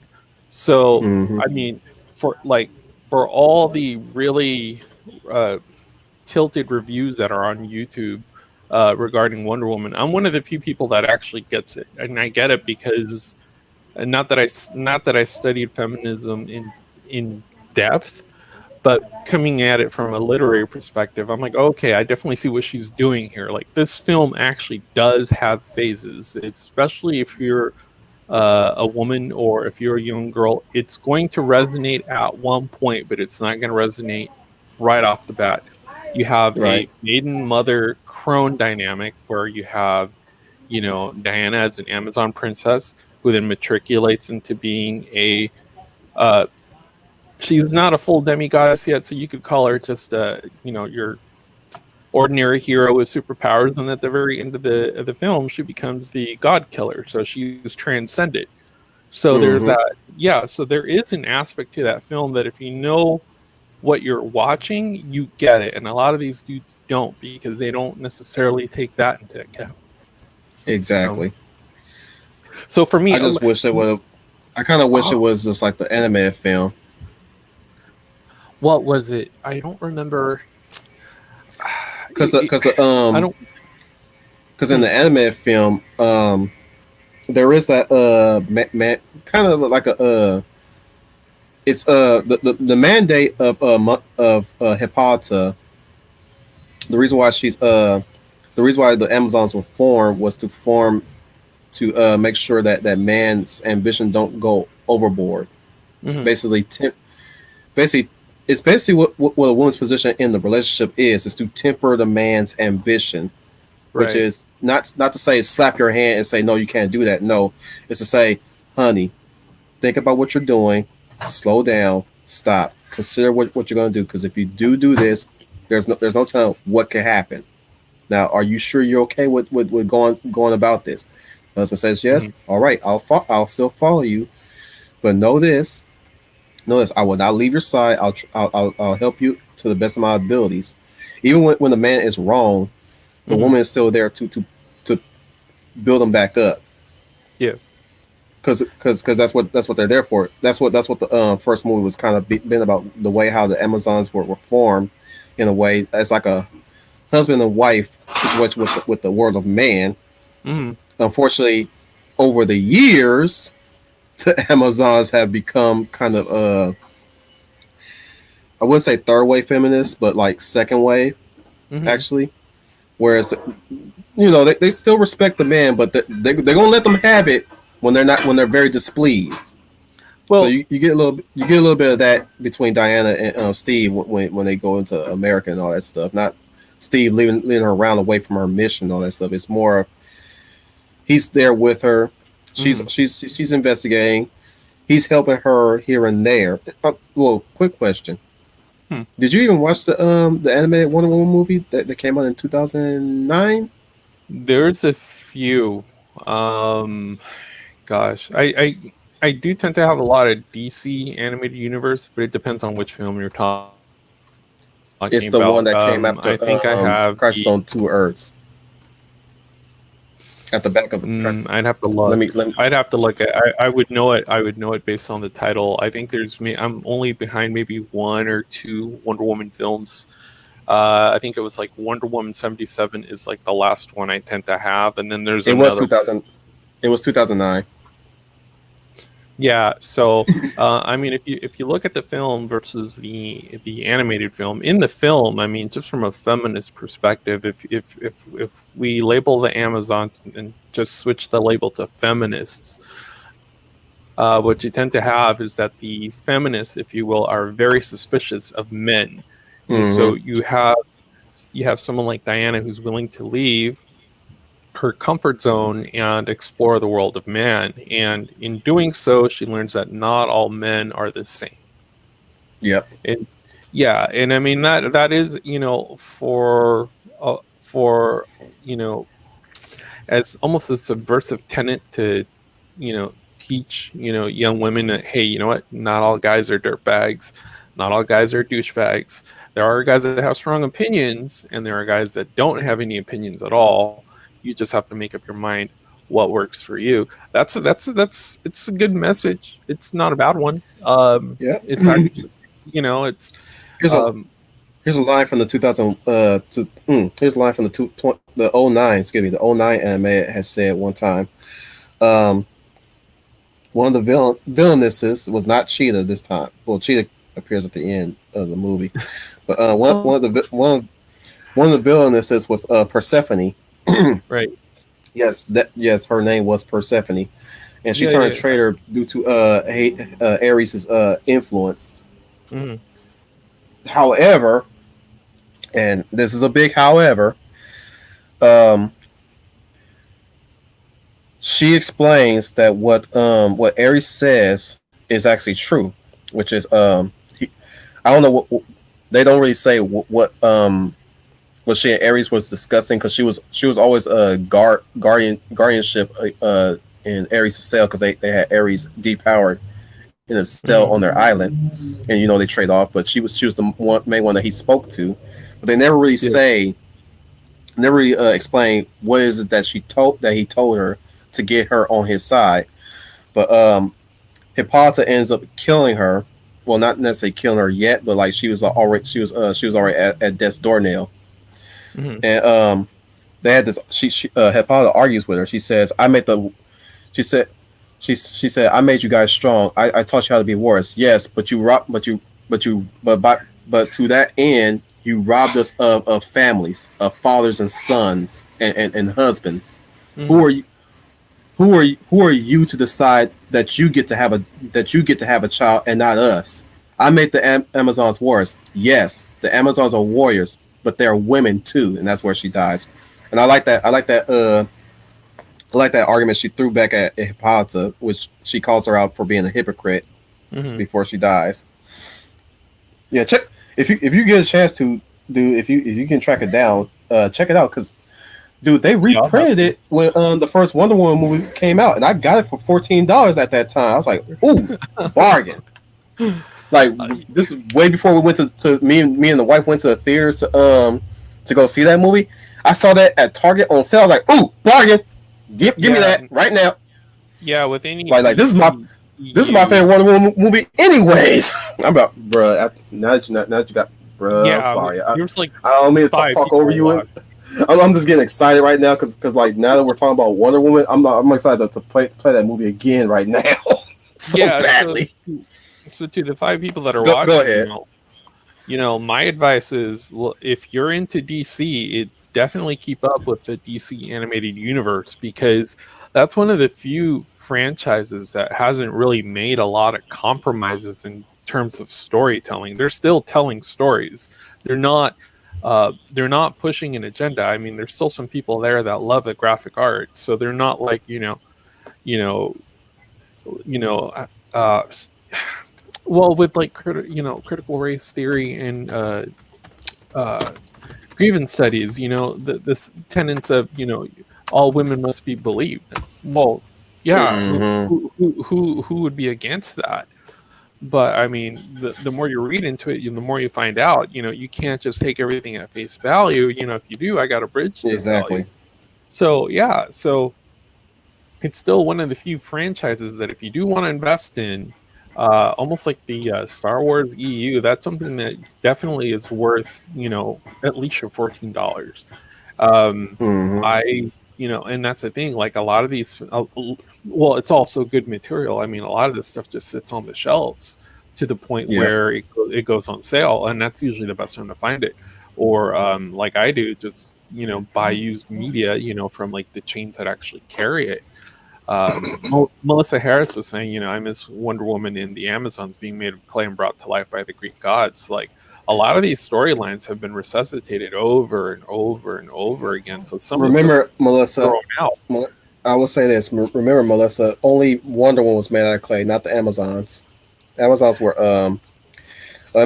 originally Hercules' comfort girls or concubines, if you will. That's where the band braces come from, or at least the braces of submission. Independent contractors.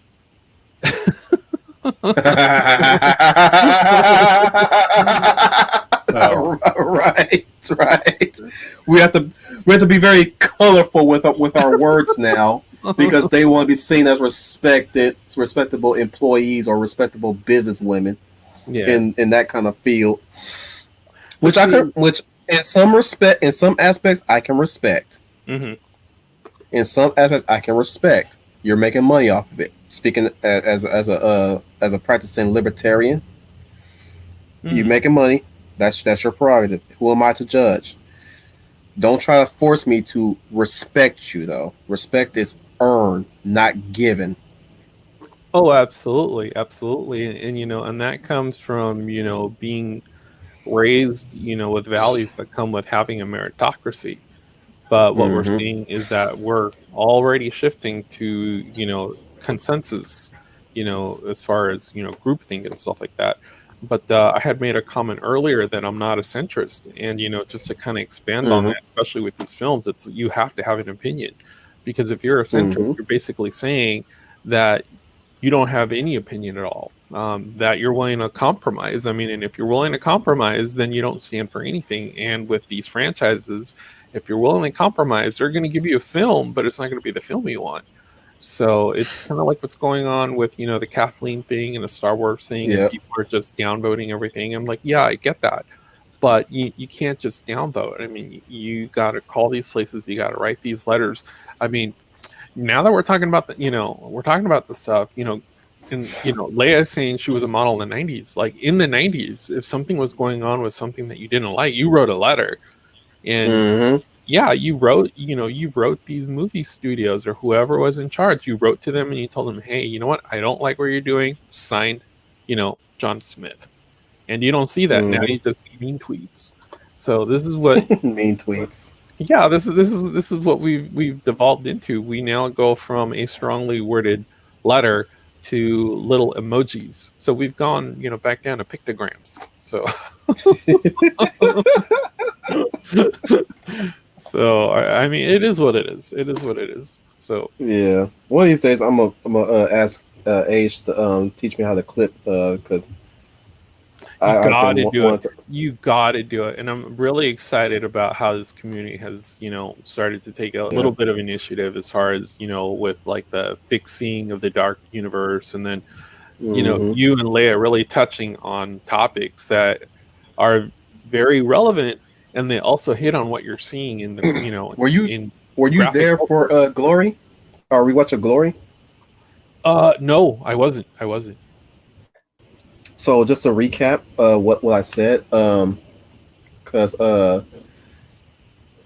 Big Al read about the monument to the 54th Massachusetts being linked, not necessarily connected, but George Floyd got involved, and I was like, ugh, I don't even know why they even did that.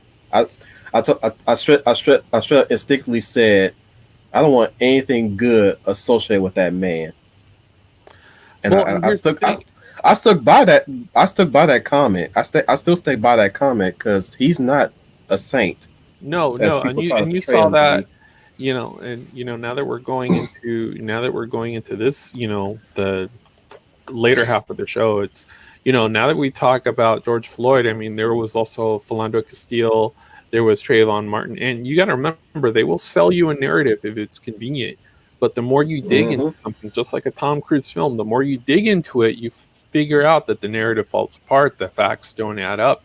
And when all the same media outlets tend to parrot almost uh, the same narrative word for word, you got to think to yourself, okay, well, there's something definitely not congealing here, because I mean, if you have independent reporters, you're going to get almost the same narrative, but it's going to be different sides of the story. Not everyone is going to have the same information. So, I Mm-hmm. mean, and especially when you're doing your, when you're doing your writing for a character, if you have like five people, I want you to write a scene for this character, Before and you then continue, Trooper, yeah. let me address the chat real quick. Those of you who are still listening in, uh, type in "look here, listen" to let me know you guys are still alive and still here. Let's see. Or yeah, yeah. Type in what I'm saying so they can follow suit. So I added my comment. Yeah, it's gonna pop up because StreamYard takes so long to receive. Well, here's the thing. Like, my YouTube has been very screwy. Like, I know my account's being very heavily censored. Like, as far as like the chats don't stream. Sometimes they'll just stall. Um, I'll go ahead and I'll set my Yeah, timer because to allow the podcast, and I'm they seeing the won't go watch count off. right now, and it keeps like fluctuating. It's either 7, 5, 6, 7, 7, 7. That's why Yeah. I want to make sure you guys are still. Yeah, okay, I get you. I get you guys. Yeah, Arthur Joyce is saying I'm still here. I just don't have much to add. Joni, yeah, you Uh, do. You're all the way in Finland. You have a European perspective on all this. I mean, you're watching this give us. live time, and you're like, these crazy Americans are, debating on what bathroom to use. Like, Yeah, like give us the Finnish perspective. Sorry if my Finnish accent is terrible. I apologize in advance. I honestly don't Yeah, know if you know, you put ketchup you on know, pasta. while we talking about this whole shindig, give us what's been happening over at Finland. And thank you, Melissa. You're still here too. I think we can go maybe Well, another it's all hour you. before I start wrapping it It's up. all you. Like, I mean, I've just been listening to the conversation. I mean, I've had a good time listening to it. There's different ways of tackling obesity. For me, I'll tell you, like, it really comes down to diet. It comes down to what Mm-hmm. you're testing, and not all of us tend to do well on similar diets. Uh, Whenever I've had to get in shape, usually keto works for me. It works very well for me, actually. Um, Right.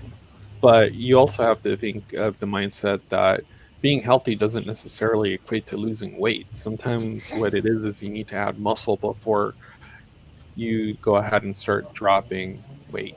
So you need to add more muscle composition so that a pound of muscle will burn more calories than a pound of fat. Because you got to remember, fat cells, while yeah, they are living cells, they technically tend to be inert. So as Mm-hmm. opposed to a muscle cell, which is a very active cell. So that's where you have the disparity between the calories being burned. But that's how it's always worked for me. And here's the thing, like, you can do it and you don't necessarily have to go to the gym. I know that there's people out there that just they don't like the mindset of having to be around other people while getting healthy, and that tends to be more of an internal thing, whether we're talking Mm-hmm. about high self-esteem or low self-esteem. You got to remember, high self-esteem is that's an internal stimulant. I mean, you're confident enough to be able to do what you want. When you have low self-esteem, it's more or less it's something in the exterior is the best way to put it is something is happening outside of your own body that is putting you in a negative mindset. So, Oh, whether we're by the way, but yeah, what's your take on my JJ rant Jar earlier? Jar. Yeah.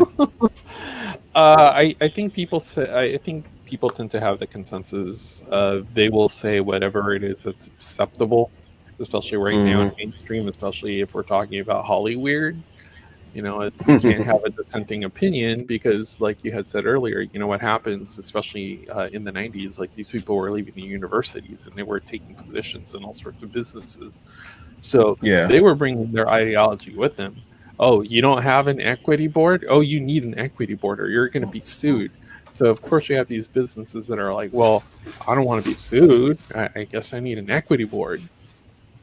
Well, you got to I don't remember say. that, the definition of equity versus what it's been conflated to are two different. They have Give me very the similar. proper definition of equity, then, because Well, I'm on the verge of opening my dictionary so I can, because my dictionary is not any new updates. It's 2010 edition, and I'm studying up on that, so I know what the true definition is before they start fixing well, up you know the what? definitions that we have. Definitely get into Dinesh. That's a good start. And Mm-hmm. then definitely look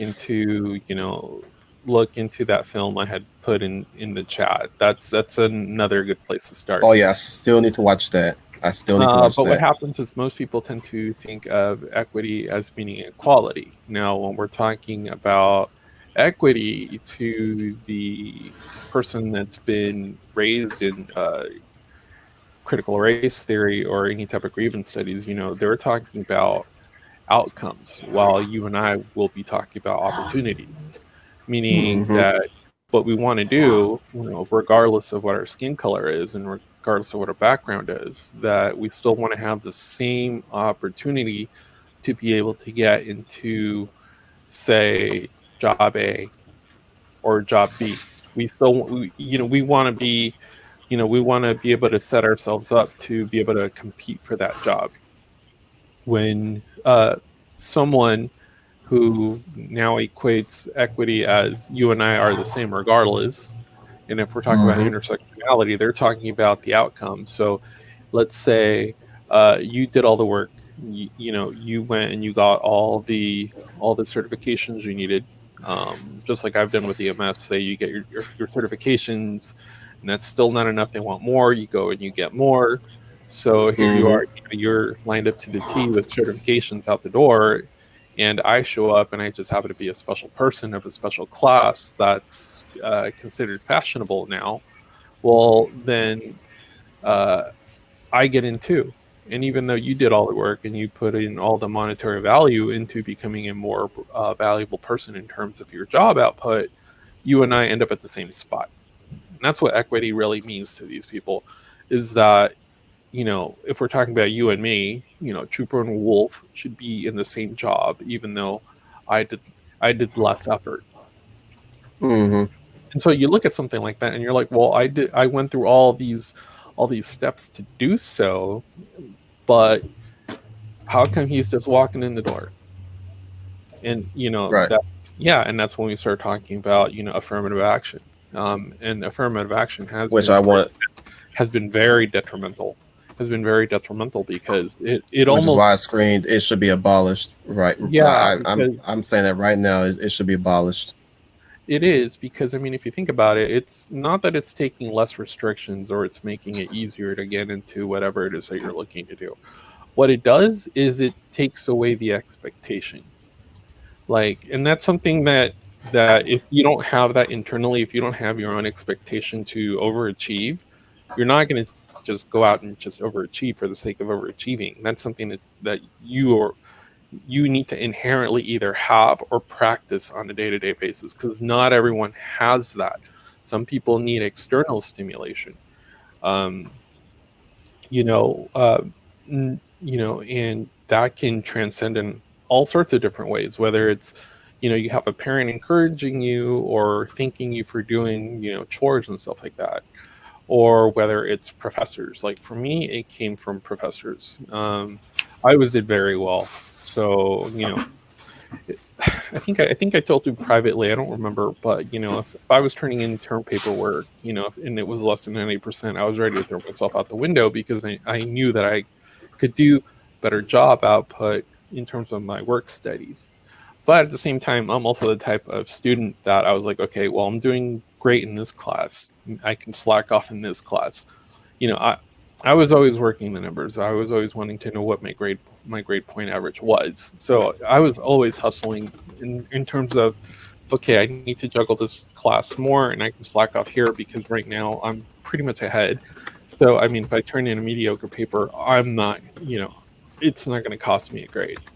So, but yeah, I mean, that's really how equity and equality, tend to be very different. Mhm. When we talk about equality, we talk about, you know, the opportunity of having the same opportunity for the same job. When we talk about equity, it doesn't matter what the effort is. It's we both end up in the same place, which means you have to lower the bar.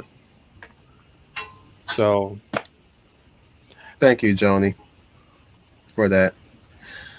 Yeah. If I want equality, I want to. If I was in a position of wanting equality, I rather to demand that the job treat me as equally as a coworkers, as in you hold the same expectations on my workload versus the other that's the other yeah, employees good night, Brian. workload. Yeah. Good night, Brian. And a quick story, back when I was, studying to be a So medic. like, well, before you go into Yeah, that, guys. let me finish with this. So like, whenever time I got in trouble, Hmm. I never asked, well, what's the other person doing? Why is it me that's getting this trouble? It's never that. It's like, tell me what I'm doing wrong, Yeah, and I'll do better. yeah. That's all. It's always been. I've been on the chopping block a few times, in workplaces, but I've never, ever, ever, ever gone my way to say, well, what is they doing? You look at the other workers. What? No, it's because you know why? Yeah, no, I get They it. never bring that. Well, that too. But Yeah. number one, the boss didn't bring them up. Right? Number two, number two, the focus is on me right now. Yeah. So they're talking about me. Oh yeah, So no. of course I would never bring up my coworkers and ask them what have they been doing for a while. Why they're being treated so differently? No, I'm not. It's like, no, your focus is on me right now. So let it be about me for a minute, and and let's talk about your dissatisfaction with my workload or my work activity. Yeah, I mean, You it could know be its own stream. I mean, we could do like a whole stream just on work dynamics too, because you also tend to notice that when that can be workplaces, arranged. By the yeah, way, workplaces are very, very strange note me. because, Yeah, private me that if whenever you want to do it, I'll because let you know. mhm. Eh,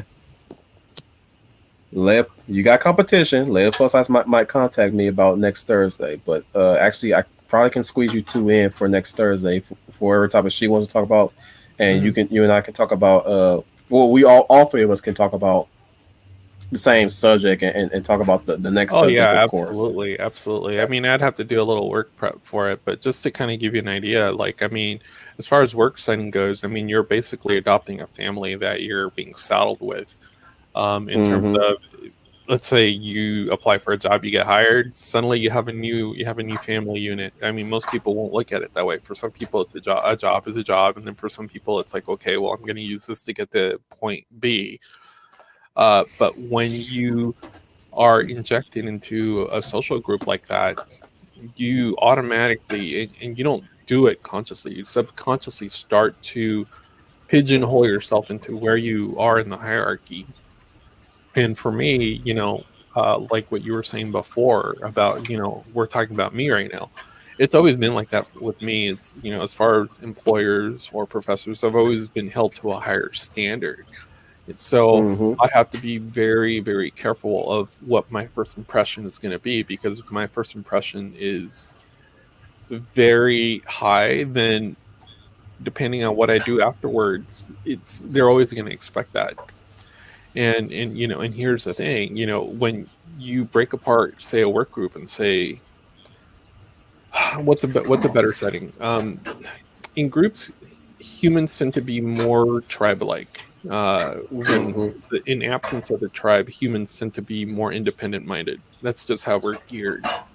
But in a work setting, you always have, who is technically your leader, who are your, who are your betas, who are your gammas, who are your omegas, who do you ask questions to, who you don't approach. I can tell you that, even in my work setting, there were times where a lot of the demands on me were just outrageous. And I'm Mm-hmm. thinking to myself, well, why aren't you asking them to do it? And, rationally, I know it's like, well, if you ask them to do it, they're either going to do it wrong, or they're not going to do it at all, or they're not going to get it done in the time that it needs to be done. But because Trooper tends to be very oriented and being able to do what we need him to do, we'll just give him the assignment, even though it's literally an ongoing thing, to the point where it's like, I need to be getting paid more, I need to find something else. So, but going back to affirmative action, these professors have to be very careful, because now it's anything that comes out of their mouth is now can possibly be misconstrued as a Title IX complaint. And the Title IX complaint means that they've done something ethically wrong, to the point where they need to be taken in front of an ethics board, and then their performance needs to be reviewed. Yeah, and it can get really ugly really quick. But you give me a heads up of should we ever should the lockdown go finally lifts and we get back into work. You give me a heads up now on where we heading there, because oh no, I've been very curious. It's I've been definitely quite curious as to where we're heading when we come back. I'm like, boy, work is gonna be different. It's Considering not going to be we've the been land. holed up for a long time. It's not going to be the land of gender studies. I mean, I know that California right now has at least 1.8 to almost 2 million signatures right now to get this recall started, which really needs to happen, because right now, I mean, California in and of itself. Point me in the right direction. I'll put my name on that. Take that out. I don't need that. I'd have to see if I can find the website. I know that because bruh, if they want it out, I want it out too. Because here's the thing, like they have to be very careful with all these signatures, because during the 2020 thing that happened, signature fraud. Let's call it that. The new F word, the new fashionable F word. So what ended up happening was they went for the machines, they didn't go for signature verification. So in signature verifications, you probably would have found enough numbers to be able to get the desired outcome. But with this governor recall, they're having to be very careful, because there's a whole bunch of rules they need to follow so that these signatures count. Because if they go, say, over a certain line, or they if they're not within the box, suddenly they're invalid. So I mean, they're having to get more signatures than they actually need, so that the signatures that they consider valid stay valid, so they can go ahead and toss this dude out.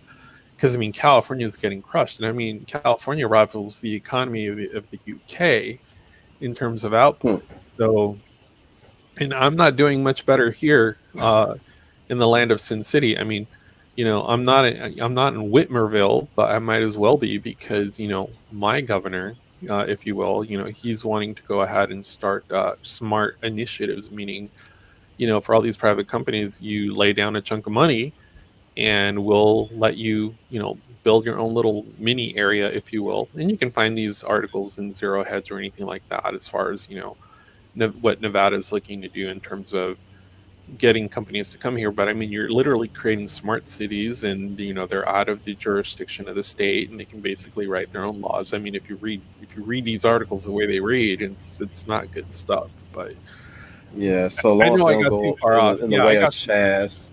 Yeah, I got too far off. But going back to what I was saying before about this instructor, I mean, I got pulled aside by the instructor, and he's like, if you really want to be a paramedic fire chief, it's going to mean you have to be very persistent.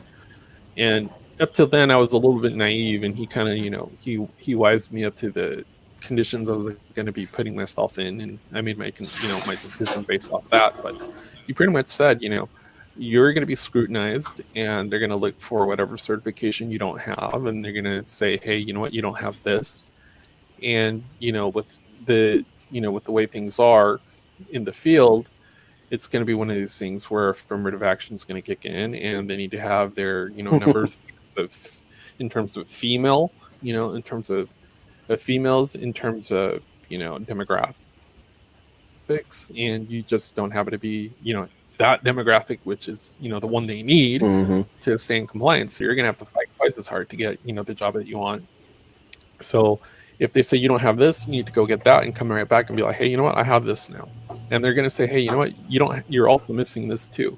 But like I was saying before with equity, it's like, okay, so someone else with less qualifications gets in, does poor performance, can put other lives at risk, but I Mm-hmm. can't, just get in because I don't fit your box. So Yep. as far as checking the boxes off, I don't fit any of those.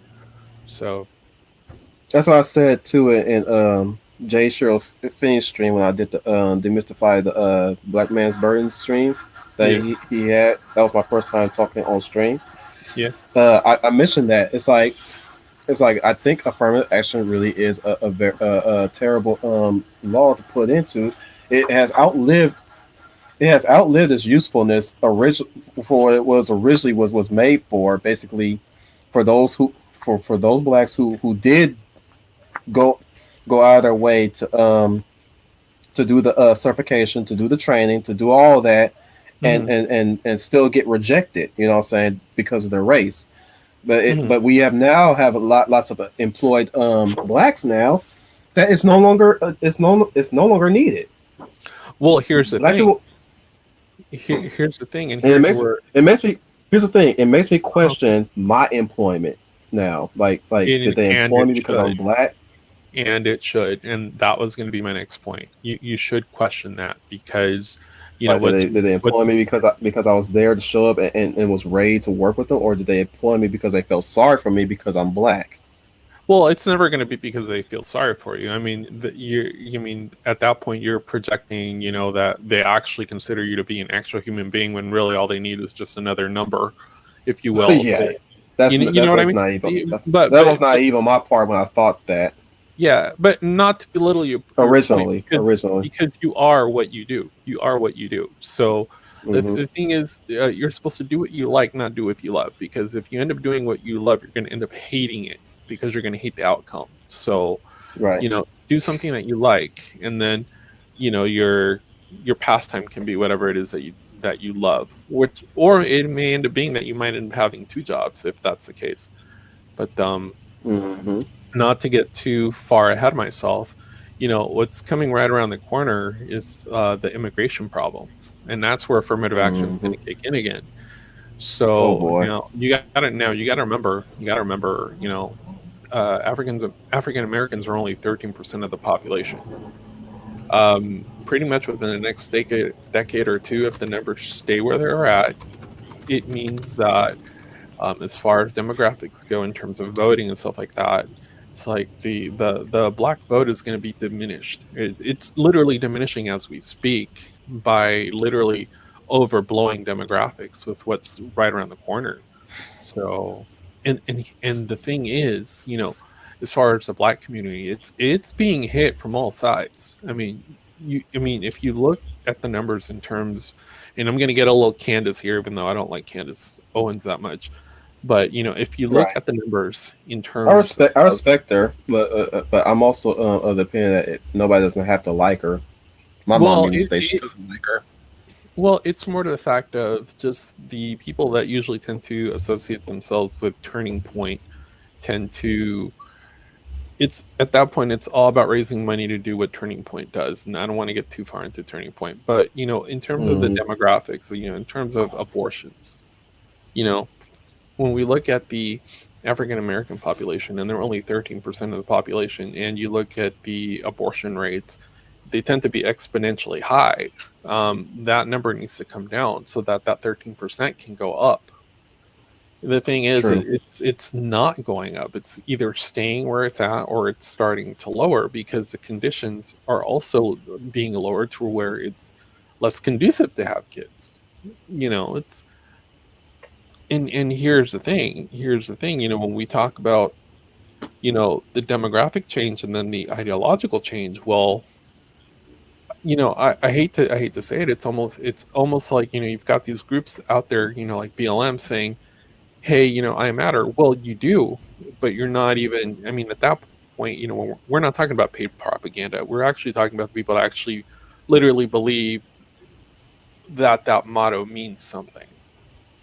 And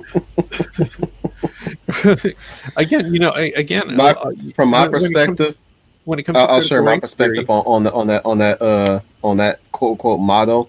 right? I saying, oh, I so mean, when they do I do. I matter? mean, When could you argue and I be like, ask "Oh, them, well, they don't," I like to ask them, when do I matter? Because I didn't run with no gang. I'm not a criminal. Will my life start mattering if a police officer kill me, or let me ask you this: will my life matter when a black criminal kills me? Oh well, no, because Since you don't push the narrative at that point. We don't want to talk about black on exactly, black crime, and we don't want to talk about the yeah. exponential numbers. You know, when I make a comment like I personally, I could not make a comment like Chirac. I could not. Like, I make a comment like that, and everyone dissents. Like, I mean, Hmm. I tend to not filter myself a lot, but it's happened in the workplace where I just happen to be in a conversation where we're all talking about one thing and it just freaking pops out, and they're just the wrong, the wrong person from the papacy of pronouns happens to be there, and suddenly, they're getting all offended about it, and I'm thinking to myself, I'm like, yeah, I'm making a play on words, but here's the thing: it's like no one is paying attention to the crime numbers out there. I mean, the crime numbers are disgustingly high, especially for I would even if I was there, I'd be like, I'm gonna back you up on that. Nobody is talking about black on black crime, they're not, and it's something that needs to and be I'm black. addressed. You So know, are you gonna shut me? Are you gonna shut up and listen to this man talk about it? Because I'm ready to hear what he has to say. oh well, no, they'll just give you the same labels that they give everyone else, and suddenly you're unpersoned because your opinion no longer matters, even though the individual has just as much say as the collective. But what's happening with collectivists think, it's like you have to think like everybody else. That way, you're not an individual, because if you're an individual, then you've committed heresy. When it comes to grievance studies, then you must be excommunicated. I mean, if we look at it as a religion, so it's like you can't be within the church because you're already starting to have your own thoughts, and your thoughts are not the thoughts of the group, and they're impure. So, but I mean, like I was saying before, the black community is getting it from all different angles. It's like they've broken up the Hmm. nuclear family. A lot of these black families don't tend to have father figures, and it's the numbers are there. I mean, if there's not a black father in that house, that child, that young adult has a higher propensity of crime. I mean, if you look at the crime numbers themselves, I mean, they're well over 50%. I mean, they're at, what, To 68% quote last time I checked. Denzel, to quote Denzel, if they don't have a father, they're gonna find a father in the streets Yeah, yeah, and or here's the anywhere thing. else. It's like I'm doing observation. I see someone walk into a storefront. There's a 50%, according to the numbers, there's a 50% chance that they either will commit a crime or they won't commit a crime. And that just happens to be the way things are. And it's like, you have people say, well, you just can't judge me based on the color. And it's like, well, I'm not judging you based on color. I'm judging you based on statistics, And your which are, character. yes. And here's the thing. It's like, when we're talking about crimes, crimes are very different amongst different demographics. Hmm. You know, as far as, whether we're talking in terms of, I mean, you're always going to have violent offenders, and, violence is violence. But I mean, if we're talking about retail crime is a whole different section of law enforcement. Did you just fall off the stream? I'm seeing myself right now. I kind of like this. So going back to my point, different demographics tend to do different types of retail crimes. I mean, if we're looking at the Caucasian or the white community, they're more associated with. If we're talking about retail crime, we're looking at return frauds. Just to So kind I of don't give an know if idea, you or if we're noticed. looking at you're back. Okay, you're continuing what you're saying. After I got I somehow can't hear you. my It might be delayed. let me try again. Let's see. No, still can't hear you. I should dip out and come back in. Let's see. Hold on a second. I think we're having a glitch here. Let's see. Chat, can you hear me?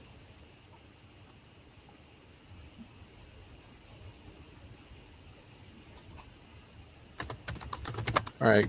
Oh, I hear you. There you are. Yeah, it's a delay. Okay. Because for a minute there you kind of dipped out. But I was. Yeah, my connection kind of kicked me out. It's I guess it's telling me that you might as well you should wrap this up soon. Honestly, you know what? Since we had the Arctic blast, my internet's been bad too. So. Oh man, yeah. Oh, Yeah, good. speaking. Joni can hear both of us. So anyway, so different demographics tend to commit different types of crimes. I mean, you're always going to have the same amount of crimes. If we're talking about retail crime, you're going to have, you're going to have people pushing out product outdoors, or fire exit doors and stuff like that. But as far as the statistics for certain demographics, you'll see a very big difference as far as those that fall in the Asian demographic. They tend to do more of gift card crime, which is they were getting a whole card numbers. They're flipping that. They're flipping those amounts onto, like they're finding credit cards, flipping them onto gift cards, and then using those gift cards to buy product. Now, I don't condone that kind of stuff. I just want to say that to all the YouTube moderators. I mean, this is just a generic example, but yeah. So that's my whole thing. As far as voter demographics go, with the illegal immigration that's going to go on, I mean, a lot of people are going to be displaced, and we're going to be going to equity, where the outcome is going to always tend to be the same. And if you're importing a lot of socialists across the border that tend to vote a certain way, guess what? The outcome is always going to be similar to that if you inflate the numbers. So yeah, I know one world they will not survive in, and it's an anime, and I'm pretty sure not that, but well, yeah, of course that, but I'm sure you heard of Psychopaths, right? Yeah. They would not. I'll tell you right now, the social progressives would not survive that world, because the coefficiency will be skyrocketed with these guys, with the way how they have no purpose. They really have no purpose to speak of. They will lose their minds all the time, and the whole crime coefficiency system, right? Even if they tweet out a hate message or a violent message, yeah, the coefficiency will read that as a potential crime coefficiency. We're getting to that. We're definitely getting to that. I mean, you have these DC officials making, comments like, "Oh, well, I'm ashamed to be a white man right now," blah blah blah blah blah, and in the other comments of, "We're going to look at everyone. We're going to be looking at libertarians." He should die now. You and I just got lumped into that, because we're both libertarians, even though I tend to be more to the right on a lot of this stuff. So I mean, it's more me being a conservatarian. So. Yeah, same here. I'm conservatarians unite. but here's the thing. I mean, if you look at the professors that I lean towards and that I've studied and stuff like that. I mean, like, all my mentors tend to be classic liberals. I mean, even on YouTube, like I had mentioned earlier, I follow Crowder. He's a little far to the right, but I mean, I tend to follow Brett Weinstein, Eric Weinstein, Heather Heying, Heather Pluckrose, James Lindsay, and I mean, these are all liberals. I mean, in the classic sense of what a liberal actually is. And I could technically be considered a classic conservative in what the definition is, which is conserving what we have, reforming what doesn't work. We maintain what works, and we enrich that. So I mean, I almost tend to fall along with, in a liberal sense, that along those lines of thinking. But I mean, in terms of, say, abortions, I mean, there's alternatives. I mean, to sell abortion as being fashionable, my body, my choice, you got to remember it's like, well, we just talked about, body positivity. Yeah, your body, your choice when it's convenient, but life is not always going to be convenient. And just like you were saying about, your niece, it's like life isn't fair. And that's one of those lessons that I did not learn early on in life. I mean, yeah, I knew about that, but I didn't have an adult literally sit me down. Hey, life comes at you fast. Life is not fair, but you also have to remember that fair doesn't always mean equal. And I had a hard time making that distinction that what is fair for one person is not fair for someone else. Hey, Al, what's up? So Big Al's here. Yeah, it's crazy. Hello. We're in the bone. As you see in the banner, we're in the bonus section. Like you late. You're late to the show. You missed all right, guys. Body positivity. All right, guys. So I don't change rules loosely like this, but I'm going to tell you guys right now, cement it right now. If this banner right here is here, you are late to the conversation, the early conversation. I mean, that we talked about earlier. So when you see that, that means you're late. But like if you see the topic at hand, you're not late. And we also found out that Leaiplussize used to be a model in the 90s, and I want an autograph photo. I want to see what her portfolio was, because I bet it was an impressive portfolio. I mean, back in the 90s, I was a famous model. It was different than what it is right now. So I mean, when we talk about, okay, I don't want to call anyone fat, but I mean, if you love that label, by all means own it. But what we considered, plus size then versus now, completely different. I mean, in the 90s, I mean, you had, I'm trying to remember that retailer that used to cater to women that were not necessarily like a size 0 and anemic. Like Lane Bryant, that's what it was. Like these women look vibrant, they look healthy, they look like they're doing their thing and they're well rounded. And here's the thing, like I was saying before, when it comes to obesity, I mean, we all come in different shapes and sizes. And like I said, there's a whole different,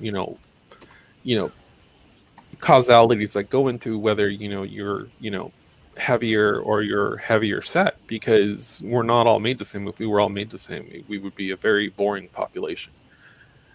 It says, had dinner. Oh, you know what? I saw that on an alleged website I used to watch alleged films that allegedly are not through HBO Max. Yeah, I am on the fence with that because I'm not hearing good things about it. Into a big box retailer like Target, and you look at what they advertise, it's definitely not what was being advertised before. I mean, now it's I'm of a certain size, you don't have a say in it. This is what it is, take it or leave it. Well, it's like, okay, well, you've already taken me out of the equation, there's no compromise. I definitely don't want someone who can't meet me halfway. See, you mentioned fat when you mentioned fat, or what fat was back in the days. You know what fat I'm thinking about? PHAT. Right. That kind of fat. Right. That's been retooled now. Did you know that? It's called thick. It has been. You can't call. I can't remember what the number was. It was something mix a lot. And it used to. Yeah, like it used to be the mix a lot or something like that. I like thick butts and I cannot lie. You other brothers, baby got fat. Yeah, but, there was. It was never even described. It was really not really described a body type, to be honest. No, it was just where fat is like kind of like either it's cool or it's fly. Yeah. It's other ways of saying fly or dope. Well, that's there what was fat was kind of. There was a girl who I used to know who used to label herself chunky but funky, and I was like, okay, I can dig that. Like, so we used to hang out a lot, but I never saw her as being obese at all. I mean, this girl was not skinny in the slightest, and It's Melissa Harris pointed out that she was once a serious model when she was 14. there you go. And see, this is what I'm getting at. It's like the expectation has changed. Like what we consider a classic female form now is definitely different than what the 90s It's interesting that these two women brings that up. Nowadays, they want you to be an e-girl Yeah, exactly. Yeah, they want you to or sell your bathwater. OnlyFans. It's like I don't want your bathwater. Like, why buy bathwater Oh, when I can that's have a what they girl thing? mean. You see, Yeah, you see that kept going over my head so many times, and now I'm like hearing it from you. I'm actually stopping myself to actually really literally think it. Oh no, no, that's dirty. That that's is all gross. dirty. Yeah, the I'm not even. bathwater thing. Oh, I'm it's not even gross. I'm Yeah, not even a big germaphobe. That's the thing. I'm not even a big germaphobe, but I'm like, bruh, that's disgusting. it can't be yes. I won't lie. So, but yeah, it's Al says a woman's beauty is determined by her personality. Yes, Mm-hmm. that can definitely add to it, but there's about here's what all these here's all these critical race theories will flatly deny. There also has to be a biological component at first, because as men, regardless of where we're at in stage of life, uh, attractiveness is usually one of the first things that tends to kind of trigger or flip that switch. If you haven't actually made verbal Mm-hmm. conversation with a girl, that's the first thing that's going to come to mind. Or a guy, doesn't matter. I mean, at this point, really, I mean, do what you want. I But always what I'm say getting at, this to me, what my there, circle. Her beauty gets my has my interest. Her mind has my attention. yeah, but How she thinks has my attention now. How she looks gets my interest. Let me rephrase that. How she looks gets my interest. How she yeah. thinks has my attention. If we're Well, and thinking here's the alike, thing. or, Here's the or thing. I maybe mean, she's thinking in terms of how my logic works. Oh, I'm so there. That's how I got my well, wife basically. okay. Well, let's look at it this way. Maybe she's not the sharpest pencil, but she's the most colorful crayon in the box. And that to me, and that to me means it obviously has more weight. I mean, it's and that's fine too if she's not the sharpest pencil. That's something you can work with, and Especially if that's she's self-aware about it too. well. And here's the thing. I mean, if we're going back to what just to kind of like tie into what you're saying, earlier, it's like when we talk about a male and female component, I mean, part of that component is raising kids. And I mean, if this woman that you're, contemplating, if she's like, I hate to say dumb as a box of rocks, because that's not necessarily it. I mean, we all come in all shapes and sizes. Like, I'd be lying if we all said we were all smart people to begin with. I Mm-hmm. mean, that's also part of critical race theory that you know if there's obviously if there's someone more intelligent than you, then they're racist for whatever reason, or it's supremacy of a kind, or it's white supremacy to not do this or to ally with that. But if we're looking at candidates of who you want to settle with, you know maybe she doesn't know how to balance a checkbook, but she really knows how to interact with other people, and she's Mm-hmm. very friendly. She's got a great personality, and she's full of warmth. You want that for your kid. So I mean, you look at that too. you know can I raise children with this woman or with a dude? Same thing with a dude. I mean, Mm-hmm. if he's literally that daft, I mean, what about him? Okay, well, yeah, he has a great job, but can he manage himself? No, you literally have to babysit him all the time. Okay, well, maybe that's not the guy as a woman that you should settle for. you know I'm not saying raise your Right. expectations, but you need to have you can't be very black and white about your personal choices. You have to literally put some time into it. And what tends to happen with a lot of these relationships is people usually don't put time into it. I mean, the initial attraction, like I said, is biological, but then after that it goes into the cerebral. And then if you want to go into it even further, it you end up having the third stage, which is an emotional bond, which may not You're gonna necessarily have be me the third look stage. at It can go Jordan back and Peterson's forth. seminars again, as usual. You know what? I really haven't. I really haven't. I know he put out a new book, and I really want to get it, but I haven't done it. Oh, I'm like, oh speaking of yeah, books, I'll probably get it. speaking of books by very intelligent men, I definitely want to track down any of Thomas Sowell's books too. That's along with You should. Jordan You should. Peterson, You because should. That's man, something that should be in your library. That's something that should be in your And library. Definitely. Terrence Williams, definitely Terrence Hmm. Williams. He's And put out a book too. Swain. I can't think of her first name, but I always remember her last name. And Swain. I know Swain. Yeah, Swain. Swain. And Candace actually did interview with her. It's Hmm. a conservative. Yeah, it's a black conservative woman, and you would think just by listening to what she's saying that it's a very populist opinion. And here's the thing: it's like what would normally just be considered conservative is now populist. Since the last 4 years, common sense has literally been soaked up by populism. So if you don't have Hmm. common sense, then anything outside of that, you're in that pink-haired spectrum that we usually talk about and poke fun at. But Hmm. that's what populism is. Populism is economic, and that's one of the main reasons why they really wanted to get back to 2008, and that's what's going on right now because populism hits all the demographics. I mean, obviously, as people, if we're being taxed, what we want our money to go to things that benefit us, so that we can help other people later on. And that tends to be Hmm. more of a liberal mindset. Me personally, I don't think we should be in all these other countries, but that's for another stream. But what I'm getting at is you got to be able to help Yeah, we yourself can before you can do help the streams like next that person. too. Yeah, Even yeah. if I said that we can have fun on the stream, I definitely am open to serious streams like that too.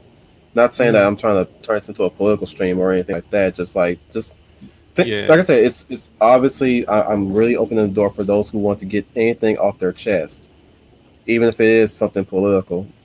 Yeah, guys, if you want to jump on, do it. Do it because I mean, I mean, it there's sounds discussions jack of to all be had. trade. So, It sounds jack of all trades, but mhm.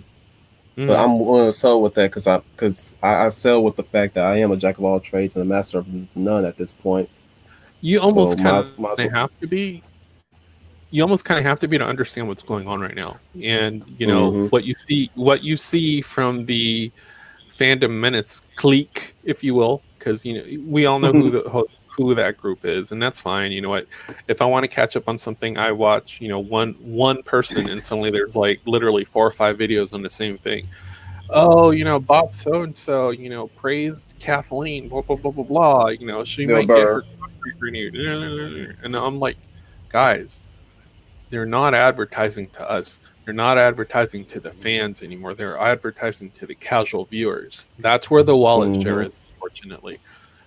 They want these people that don't want to be in the genre but want to be around the genre so they can say, "Oh, I like Star Wars." Okay, so who was your favorite character? Oh, I just love all of Star Wars. There's not one character that I like.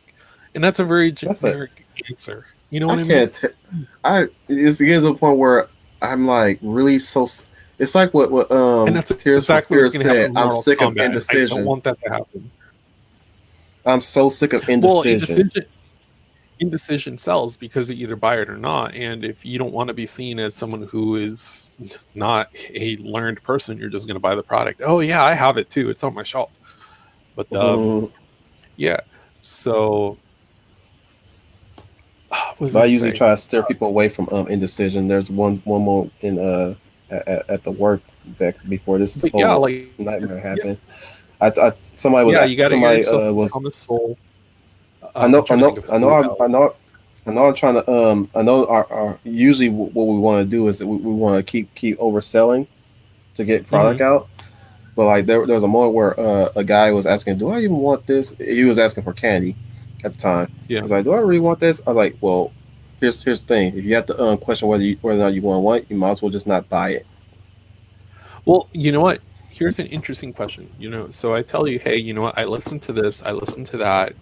I listen to these professors, and like I said before, you almost have to kind of figure out what's going on right now to really kind of soak in that we literally have a second culture growing right beside us. And at one point, like any parasite, if we're not careful, it could overtake what becomes the norm. But Mm-hmm. my question is, where are all the black professors speaking out on this?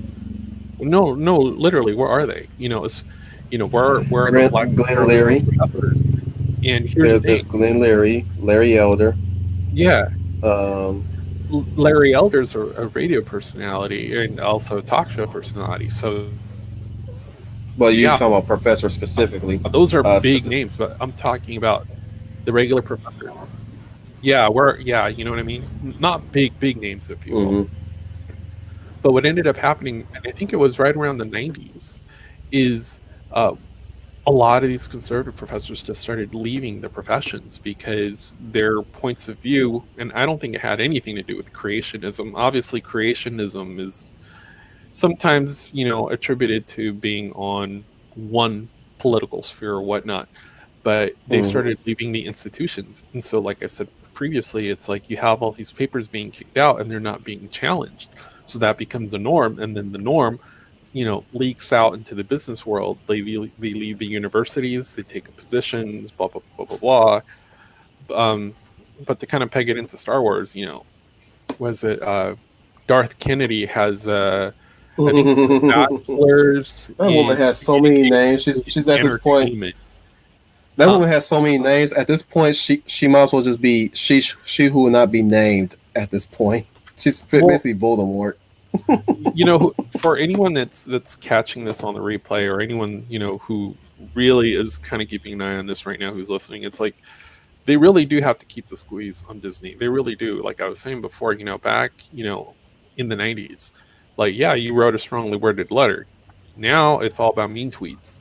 So I mean, if it comes down to downvotes and mean tweets, that this is what these people care about now in these high positions, then that's what you're going to have to do to get the content that you want, or they're going to go after Rosario. And like, Rosario, yeah, she's ideologically opposed to where I'm at, ideologically. Hmm. Obviously there's a difference, but here's the thing, like, she was coming out of those art colleges where it was still considered acceptable, if not the tradition of keeping the art separate from the person. So you don't hear her say anything about anything at all. Um, Hmm. what you will hear is that she's a very professional actress. And, I followed her from her stage work. And then I kind of fell off the Nice. grid with Rosario. Then she popped up on Netflix out of nowhere. And I'm like, oh, wait, that's a girl from Rent. So, but yeah. So, I mean, there, it's like, It's funny that but you say that because I have not seen Rent, but I also know her as Gail from Sin City. yeah, yeah. Those are like all old films that you find in the bin now that are just well worth having, because if you don't have them in your collection, they're gonna end up going away, or depending on the Never franchise, it might appreciate it be until it's edited for gone. offensive content. I mean, right now they're attacking children's books. I mean, we're into the modern day Yeah, book burning at this point. Suddenly, yeah, Mr. McGillicud's pool is no longer acceptable. And yeah. I actually sent a Fahrenheit text to a friend 451. today. I sent a text to a friend today, and I was like, okay, I kind of figured out why I only saw that book once in my childhood, and then I never saw it again, because it was on a soft ban. Now they're going for a hard ban. So, and they're saying, oh, well, they portray people in a negative connotation. And I'm thinking to myself, I'm like, well, if you look at the book, they're not people, they're animals. Like, Hmm. and this is throughout all these books. We're not, I mean, these are not people. They're characterizations of cats or fish or whatever. I mean, you're equating yourself to a fish. So, well, what about Lady and the Tramp? Is that going to be offensive now because of the little Siamese song? Is that somehow offensive towards Asians? Oh, I forgot. We don't care about the Asian demographic right now. We tend to not focus on that.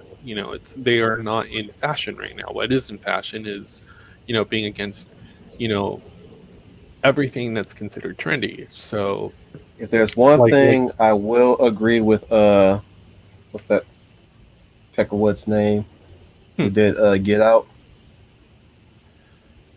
you're going a little too far back. Like I'm having to think.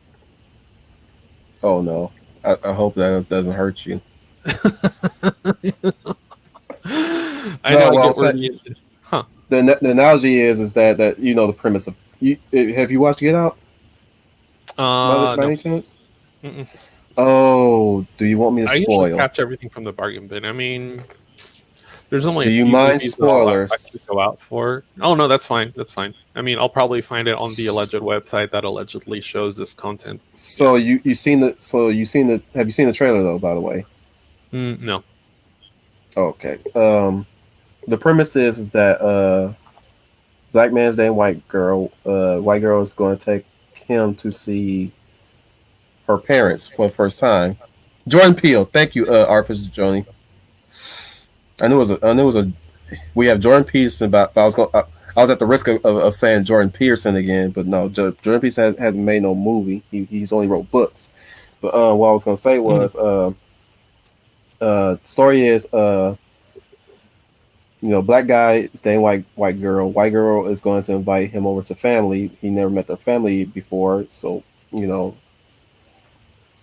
it's got a little social satire and commentary about the dating the dynamics between black and white. They go to meet their the folks. The folks are acting a little from the audience view. The folks are acting a little bit too suspicious, like waspy liberals, basically.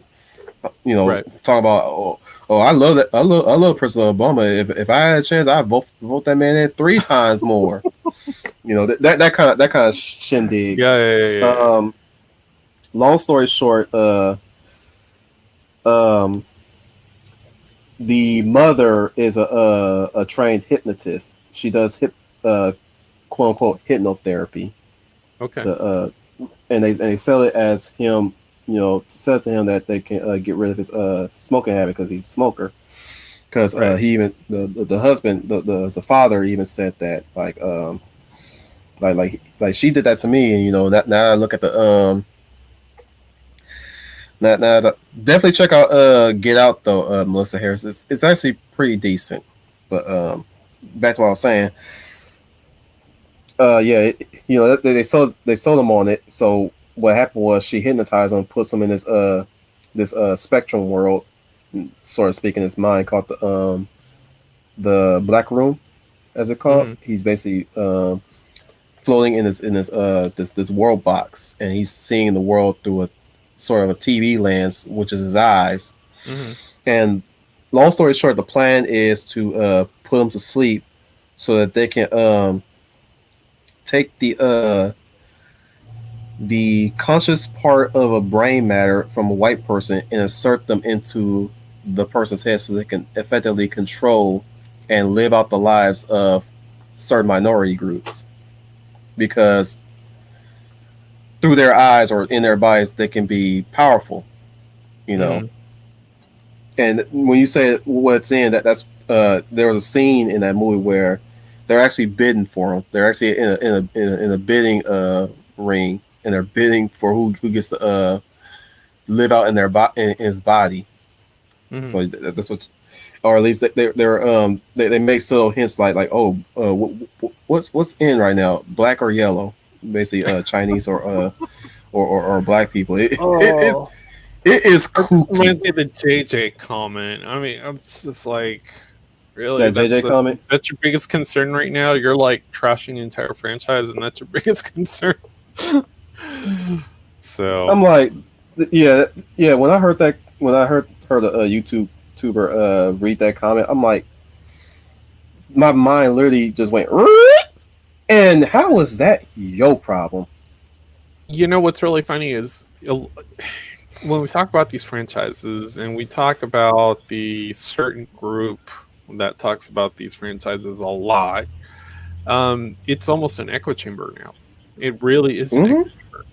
It really And is. it's like, here's the thing. Okay, so these people are going out and they're downvoting this horrible, horrible, horrible message You know, or yeah, whatever. and it's like, okay, so we're not telling you to go do this, but okay, but you're reporting on it. So what are people going to do? They're going to go run out and downvote every freaking video they can get their hands on. So it's just like certain. Um, let me recommend some Bloomhouse movies, some good Bloomhouse movies for Melissa Harris. Mm, Definitely Get Out. I'm not sure if Bloomhouse did this one, but the Belko. Check out the Belko Experiment if you're not squeamish around blood and gore. Um, Same thing with Upgrade from Bloomhouse, also from Bloomhouse. Upgrade, Upgrade was really good. Upgrade Get was Out, really good. maybe Us. The title is actually called Us. Maybe, I kinda. It's I entertaining, watched it. but I didn't I see a social watched commentary that it. he was trying to make in that movie. I don't know what he was thinking.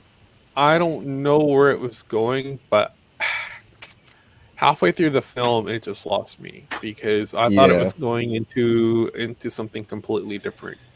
I I actually really thought it was spotted. going into something completely different. I actually spotted a plot hole in that movie. The white family that Which got one? killed. Remember they got killed.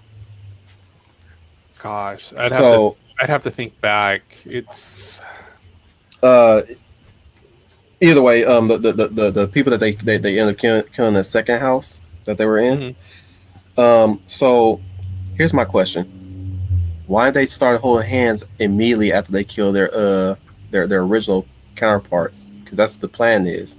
Once they kill right. the original counterparts, Yeah, and y'all can make the argument. Y'all can make the argument that they're higher thinking in the social order. I'm like, no, they complete their mission. They need to go out and hold hands. Mhm. I'm sorry, even if they did communicate with each other briefly, but Oh, I do remember that long line of people holding hands. yeah, at the end, like why did like I get that you were trying to do an action sequence there. I'm like, Yeah. at the end of the day, they were supposed to hold hands. You could still have your action scene with the other family though. That's the Hmm. thing. You can still have that.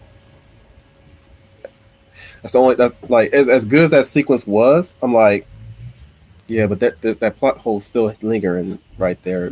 When you stop to think, that's where it start having that's where you start having problems. Like there were a lot of things that us did very well, and there were things that I just was like, "This is where we're going." I'm Yeah, but like, number one, the tension was really good. No yeah. jumps, not enough jump scares, or at least for once, not too many jump scares. Well, And for me, I it's see all that about the tension. Yeah, jump scares are good, but for me, it's about the tension because the whole time it's you're waiting for the moment for that tension to be released, and if you do it right, you never release the tension to the point where you start agitating the viewer to the point where they want something to happen so they can stop feeling so tense. And then you can kind of hmm go which way you want, or keep them tense step throughout the film, and then they're just like, "Oh, I didn't like that film. It was too much." So, speaking of tension, that's how I was during the first sequence of Gravity, the one with Sandra Bullock and George Clooney, oh, I and passed they're on that. in deep space. Yeah, it was really if push like this, it is really not good for those who have motion sickness. Just warn Was you that Hardcore right Henry now. was like that for me. Like I couldn't watch it at all.